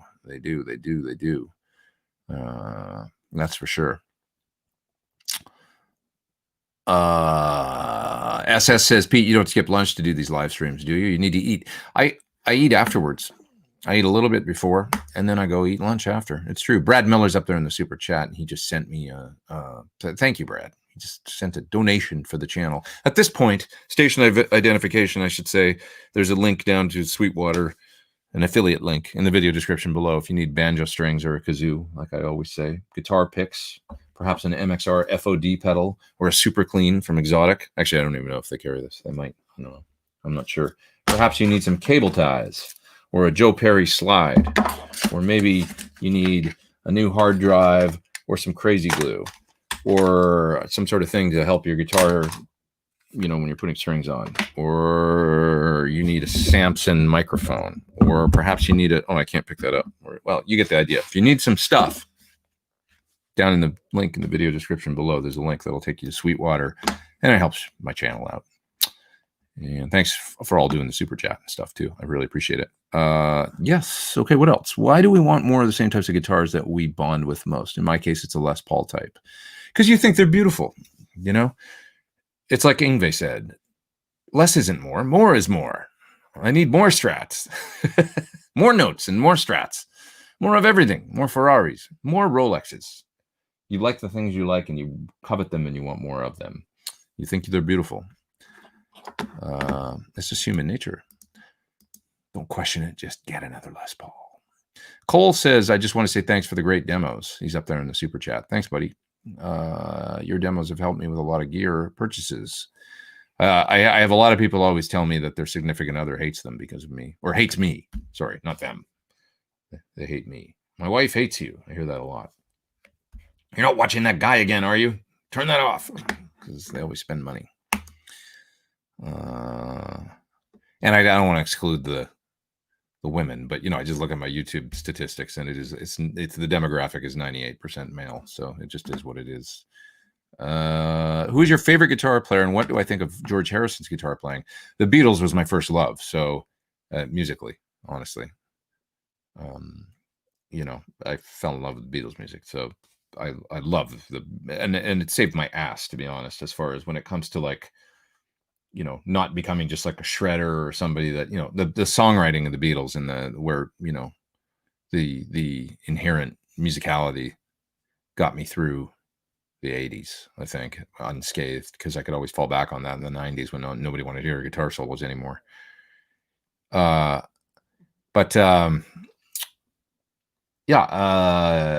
Love Harrison. My favorite guitar players, though, Pete Townsend was my first early real guitar influence. I think it was the Who and the Beatles, and Pete, his energy and attitude. And then quickly after that, I heard everybody from Eddie Van Halen to Angus Young to Brian May to John Sykes to my sister was a big Thin Lizzy fan. That's what I was trying to say. So I would hear Gary Moore and John Sykes and guys like that around the house, because those were the records that were out then around that time, from Thin Lizzy. And Ozzy, Randy Rhoads, of course, Black Sabbath. And then, the 80s explosion happened, and I heard Yngwie and Joe Satriani and Steve Vai, and all those guys became influences as well. And I would sit there and try and copy their stuff. Stevie Ray Vaughan, though, also big time. And then I always loved the other 80s guitar thing that was going on. Maybe the bridge is Steve Stevens with, clean tones and, unique clean sounds and things and beautiful parts going on, like he would do in Eyes Without a Face or Flesh for Fantasy, or these songs, or even like the Pretenders, James Honeyman Scott and I love Alex Lifeson, so I like big chords with arpeggios and chorus and all that too. I liked all that stuff. Trevor Rabin, I liked his guitar playing, because I was growing up during that time when 90125 came out. Anyways, wow, there's a whole bunch of super chats up there. There's Vincent, and he says, greetings from New Jersey. Thanks, man. My music room is a small space in my basement, vinyl wood floors, low ceilings, a couple of rugs, closets, and hollow doors. Tips on soundproofing to record and practice. Soundproofing's tough. It's pretty much impossible to soundproof. The doors are the most important thing. The hollow doors, and not having the good stuff around the doors. It's like the rubber neoprene kind of stuff sealing every door. That's the biggest place where sound comes in and out. High frequencies. There's not much you can do about the low frequencies, though. The only thing you can do with that is more walls. But limiting if there's an air gap in your door, all the sound is going out there. So, talking to a contractor about sealing the doors, absolutely sealing 100% tight all the way around, studio style, with good neoprene style foam that the door butts up against. You basically have to shove the door closed so that it locks and makes that seal all the way around. That's one of the biggest things. Windows as well, but you're never going to get it 100% quiet. With the low end, just goes through. The only thing that will stop that is mass, and mass is mass in space. So walls and drywall with green glue and all that stuff, and then rock wool in the middle or whatever kind of stuff, and then drywall on the other side, and then an air gap, and then another wall, so the air gets in there and then hits the other wall and then can't get through. That's what stops the low end. Probably missing some top chats here, so let's see. David says, your chats are always interesting, a great opportunity to learn. Thank you, David, and thank you for being here. Up there, that's David A up in the super chat. A Very Dead Horse says, 2 questions. Do you still have your first guitar magazine? No. And also, I just missed it. I'm gonna find that chat. Sorry, dude. Also, have you seen Music is Win's Guitar Villains podcast? I have not. Don't know about that, but I know that guy. I know Tyler. He's a cool guy. Makes good videos, really good videos. I'll have to check it out. I didn't know he had a podcast. Brad Miller is also there in the top chat, and he says, I'm a guitarist songwriter releasing an album next year. Your thoughts on marketing yourself as an unknown artist in post-release, pre and post-release? Well, I've spoken at length about that kind of, but I would say that you want to do something special for your pre-release, to come up with something that's unique for your fans that they want to be a part of. Make it something special that's limited, like bundle a CD that's signed with pics and a t-shirt or something, and then sell it as a limited package. That's really important. Become a part of communities online, like the gear page, or anything you can do to kind of like be a part of something where you could, like, I built this YouTube channel or whatever. That's obviously very helpful if I put out a record. Anything you can do like that, Instagram, YouTube, being a part of the gear page, being posting on things so that people, you're part of a community. That's all really helpful. Another thing you might consider, releasing an album. This is a thing that I think it could be helpful for anybody out there that wants to put out an album of songs. I don't know that the traditional album format is so smart anymore. I mean, it's great if you want to put out a record and you want to release a couple singles and then put out a whole thing. But what ends up happening is you work really hard on 10 songs, and then you put out a single, and then you release the album, or you put out 2 singles and then you release the album. The whole thing sits out there for a minute, and then 2 weeks later, people have kind of forgotten about it, or not forgotten about it, but it seems like the excitement dies off, right? In a time where, in previous times, people have a shorter attention span now. And I just wonder if it's not more beneficial in many ways to maybe consider releasing an album like this. Put out a single once, finish the 10 songs if you want. Put out a single every month or every 2 weeks. Release a new thing via your YouTube or your Instagram or both, or Facebook, whatever. And you put out maybe a video with it. If you're a guitar player, you're saying you're a guitarist songwriter. If it's a guitar centric thing, release a video on how to play that thing, with the single, so like do a playthrough video and then a lesson video, and every 2 weeks you put that out, or every month, right? You put that out, and you do it until all the songs are out. And then at the end, you maybe release the last one, bundle it all with an extra track or an extra lesson or something special, right? As a CD or as an album release, right? With an extra bonus track. So what is happening? You're releasing the whole thing and staying out there in people's awareness every couple weeks, as opposed to an album that you release 10 songs and you're in people's awareness for that couple weeks, and then it kind of fades, and you've given them the whole package at once. And whether or not they even listen to the whole thing, they may go listen to 2 songs and, I'll get to the rest later. And then their attention spans off. And if it's just one song, you're giving people these little bundled, something that they can digest the way that people are digesting things now, which is in little small bursts, and then they're moving on to something else because they're just busy and inundated with crap all the time from life and from the internet and from social media. So I think that's a more, like, you don't have to release an album in any way anymore. There's not some formula you have to stick to because there's some label that says so, because that's whatever. You're releasing it independently. You can do whatever you want. So make it unique, make it special, make it limited. If you're releasing something at the beginning, and special, like I say, t-shirt, bundle it with something. There's some ideas. And see what you think, TJ Nugent said, would you like to play with Wolfgang? I'd love to play with Wolfgang. Absolutely. He's got a great band, though. He's got Frank Sidoris, who I know. He plays with my friends in the Conspirators with Slash. He's the rhythm guitar player in Slash's band, so he's a really good musician. Very nice guy. I met him at a Christmas party last year at Gilby Clark's, and we talked for a while.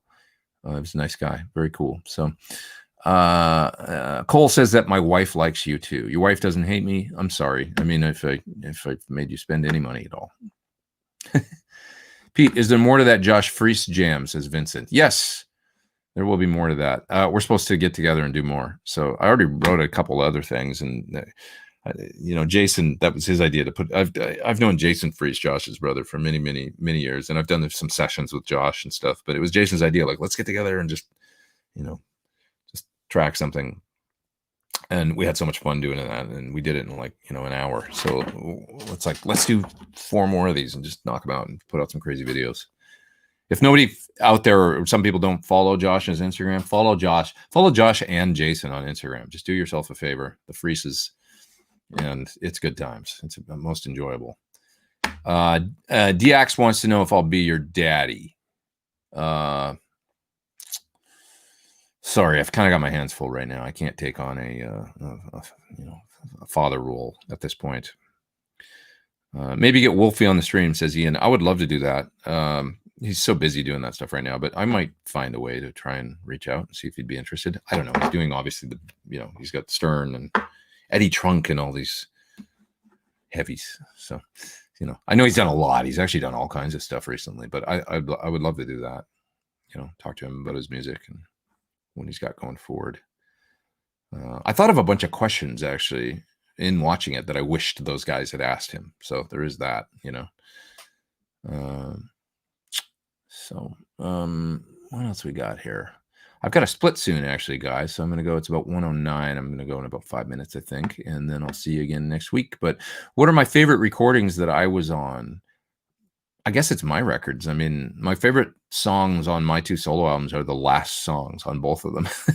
So the song Remember, I'm very proud of that.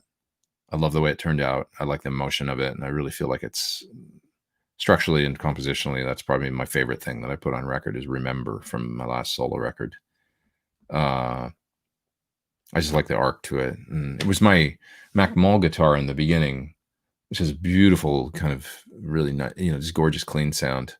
And I tracked it at home actually through the aux. I remember tracking it in my old apartment and just coming up with the sound. It was challenging to get the part down, and the guitar is actually quite down tuned too. At least it drops C sharp, and to have it in tune and sound right to me with the right emotion, that took me a while to get. And then the arc to the song, I was really happy with the way that it came out.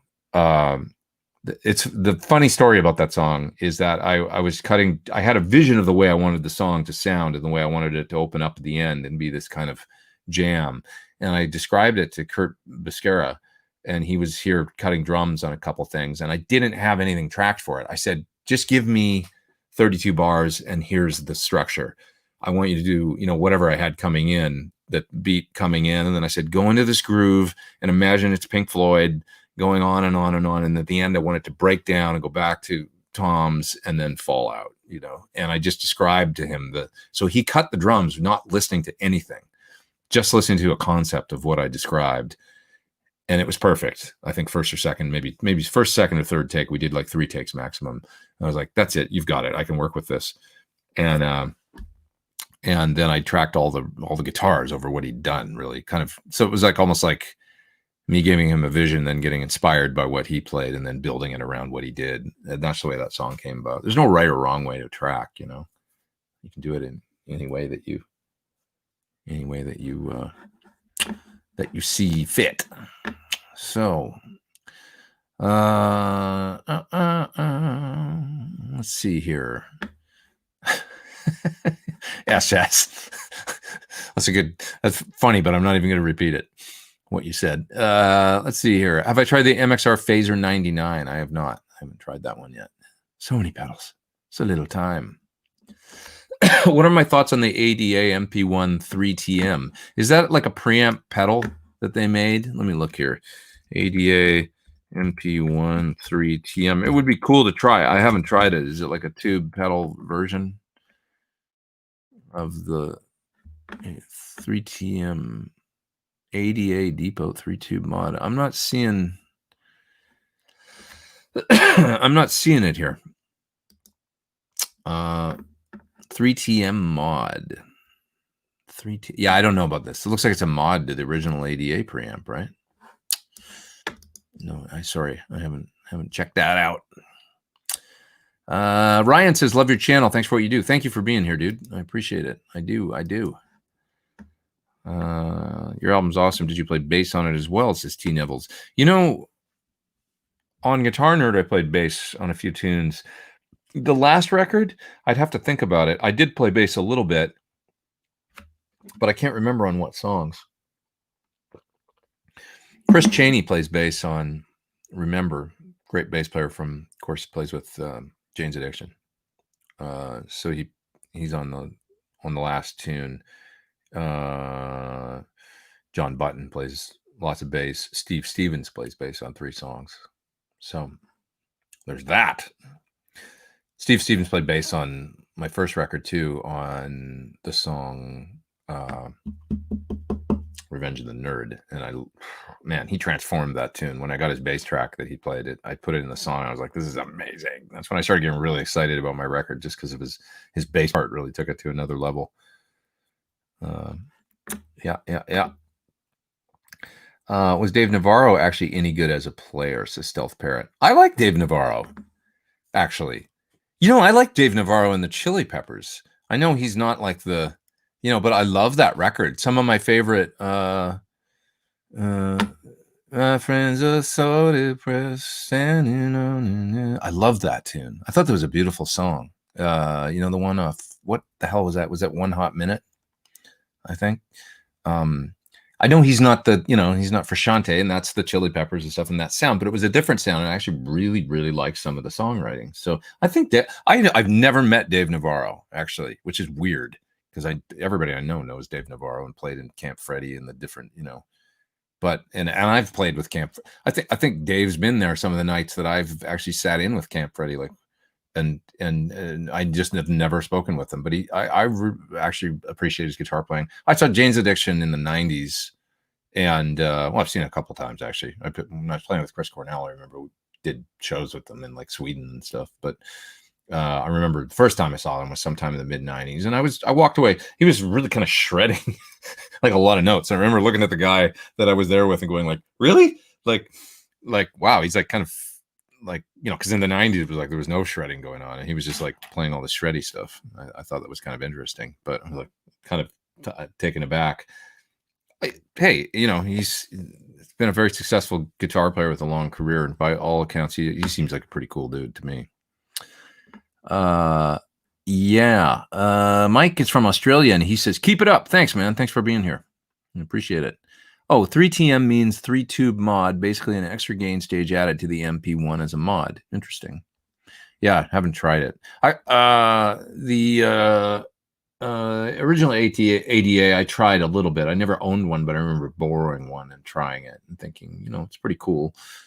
Kind of raw tube gain.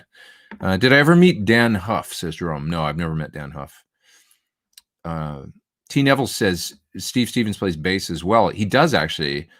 He played bass on some of the Billy Idol stuff, recorded stuff. So he's a really good bass player. He's just a good musician. He plays keys and plays bass, plays guitars. A musical guy. And Steve really wrote the intro to the song off my last record called All Is Not Lost. He actually composed the kind of, it sounds like synthetic strings or whatever, but the intro of that's Steve. A big part of, when he gets involved in a song, it takes on this uniquely Steve Stevens character instantly. That is really cool. That he'll just, I don't know. I love that guy, man. His personality and his playing. He just got a new mixer. I saw yesterday. Put up a picture on Instagram. I was so jealous. It's the Box by API, and it's a beautiful 8-channel API mixer with 8 pre's, and then I think it's 16 or 24 returns with a stereo compressor built in. It's this great little API mixer. And so, oh man, that is cool. I would love to have something like that, but it would be probably overkill for me and my setup and what I do. But boy, is it ever cool. Yeah. What are favorite amps that I own? Well, the PT15 and PT100 are the ones that get the most use for sure. Other amps that I own, that's Yusuf asking, that I really like. I've been kind of falling in love again with my divided by 13 up here, which is a AC30 essentially, but I've used it on some clean and semi overdriven things recently, and it's a great sound. That Germino is awesome, that Dave Friedman modded for me. And it's basically a Jose mod with a few, one could say, improvements on the original Jose design. The SL68, of course, which is up there. You can't see it, but it's up top. Yeah, I enjoy the Soldano for the high gain stuff as well, and some other things. It's fun. That Ombre is amazing. what else? You know, yeah, I mean, you know, I've had the top hat forever. I haven't plugged it in for quite a while, but I know it sounds great because I remember. T. Neville's up there in the super chat. Thanks, buddy. I appreciate it. Enjoyed your company tonight, says Greenfly. Thank you. Thanks for being here, Greenfly. I enjoyed you being here as well. Enjoyed you being here. And have you tried the Black Star Series 1 amps? I have not. I've played very few Black Star amps, but the one thing that I've owned from them and quite enjoyed was my little Fly 3, which is the tiny little amp, you know. That's a great thing.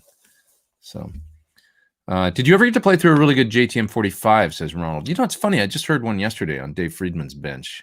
It was in for repair, but it was an original. And it's a great sound. I mean, they really remind me of, they're almost a Fender, you know? So it's like, I'd like to have one of these days, but, you know, they're very Fendery, and they're like a halfway between Marshall and Fender, really, you know, is the tone to me. I'm just speaking, obviously they're a Marshall, but with the different, you know, tube rectifier output stage and just slightly different front end to later Marshalls, you know, it's its own thing. Favorite pedal for Edge of Breakup lately? It's this guy. God, it sounds good. Just thank me later. Great little pedal for Edge of Breakup. So smooth. Really my favorite lately. What's the white head on top of the ombre? It's a Laboga from Poland. It's a modded Marshall kind of thing with a clean channel and then a lead channel that you can tweak. The mid-range kind of tweaky thing. And yeah. Let's see here. Steven says the world is still going nuts, but sanity still prevails with Pete Thorn Sunday Live. Thank you.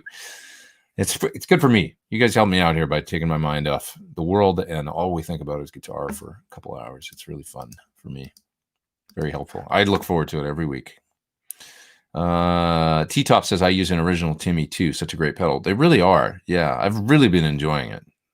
Got a sound I really dug this week using it, and I was like, I think this is going to work for this sound. I want to, you know, Edge of Breakup, but it barely sounds overdriven. More sounds clean. It's like just perfect. It's anywhere with the gain between like 11 o'clock and 1 o'clock kind of. It's really magic. Just terrific. And the little clip switch and everything. Yeah. How many Marshall clones are there? Oh God, there's a lot. I don't know, too many. To Pete, to play Van Halen, you mentioned using 9. It's very important, actually. Yeah, 9 to 40, really. What kind of action or string gauge did he have? I don't know, but I assume it pretty low, you know. I don't think he liked to fight it. So, you know, I would recommend, you know, 9 to 40, and yeah, try and just get it to play as good as possible without buzzing like crazy, you know. Yeah. What else here? A couple more things that I'm going to split. If you did something with Joe Bonamassa, that would probably blow my mind. Joe's such a ferocious guitar player. He would probably blow my mind. Philippe Rogina is there in the top chat. Thanks, buddy. He says he thinks he's getting an HX Stomp for his birthday. Hope I would recommend a good pair of headphones for practicing. Would sure SE215s work? I've never tried those. Headphones is such a personal thing. Lately, I've been using these guys, and I always forget the name, but if I look closely, it's written somewhere on the, what are they called? They're called the, God, it's so hard to read. SACE1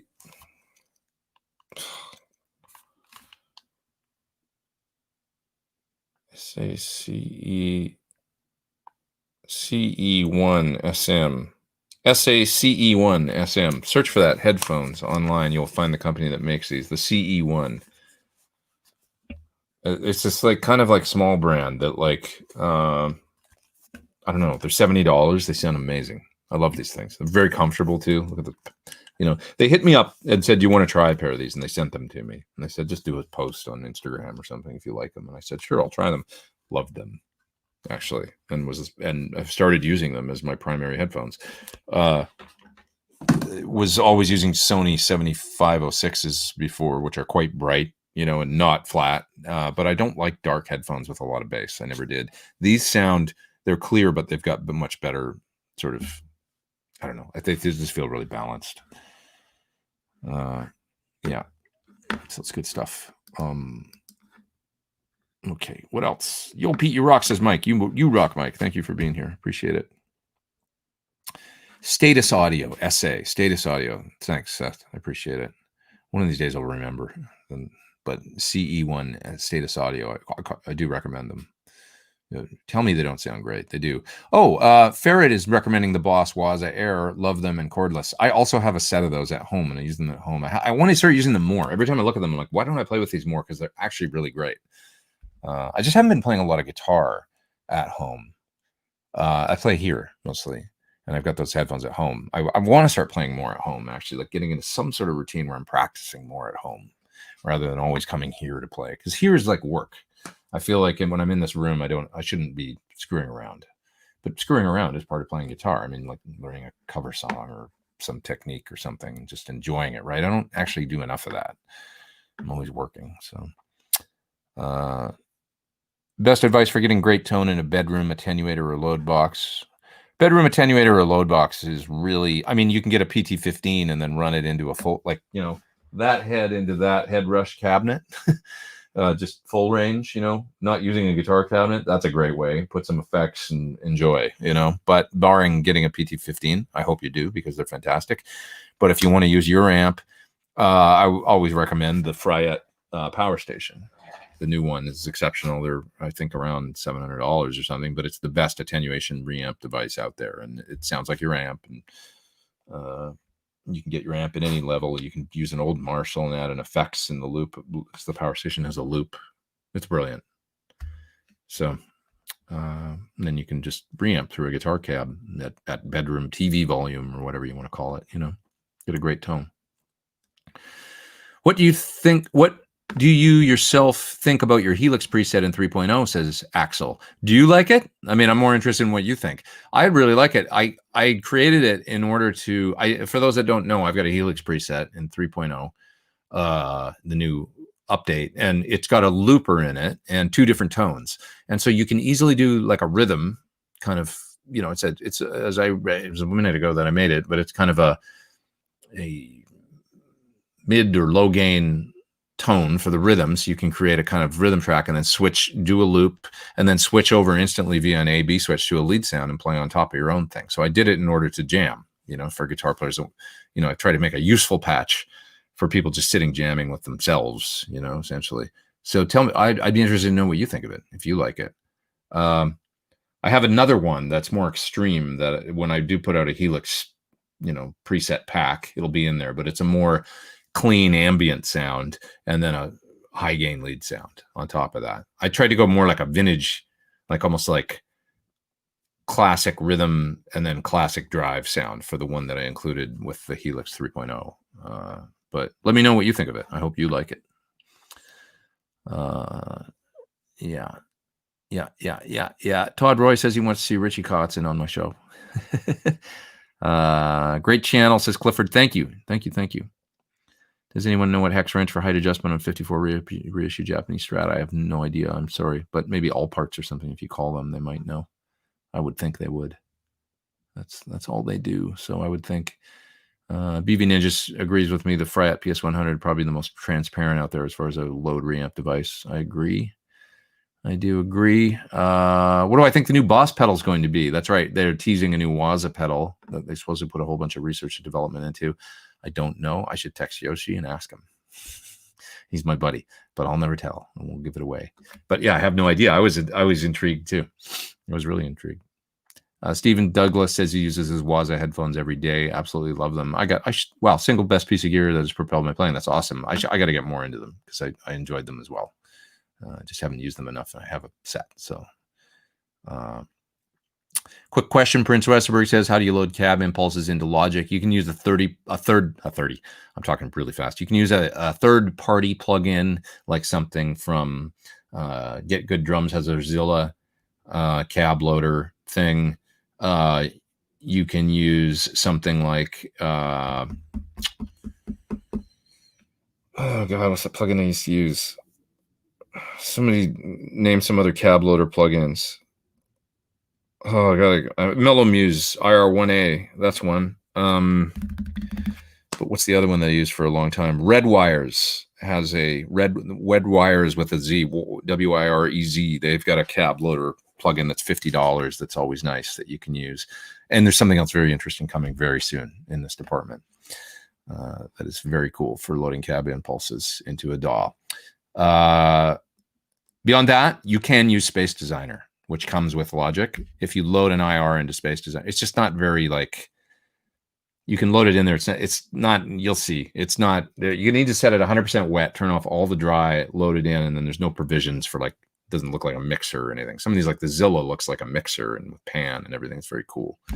But if you want to just do it with what Logic comes with, you can use Space Designer.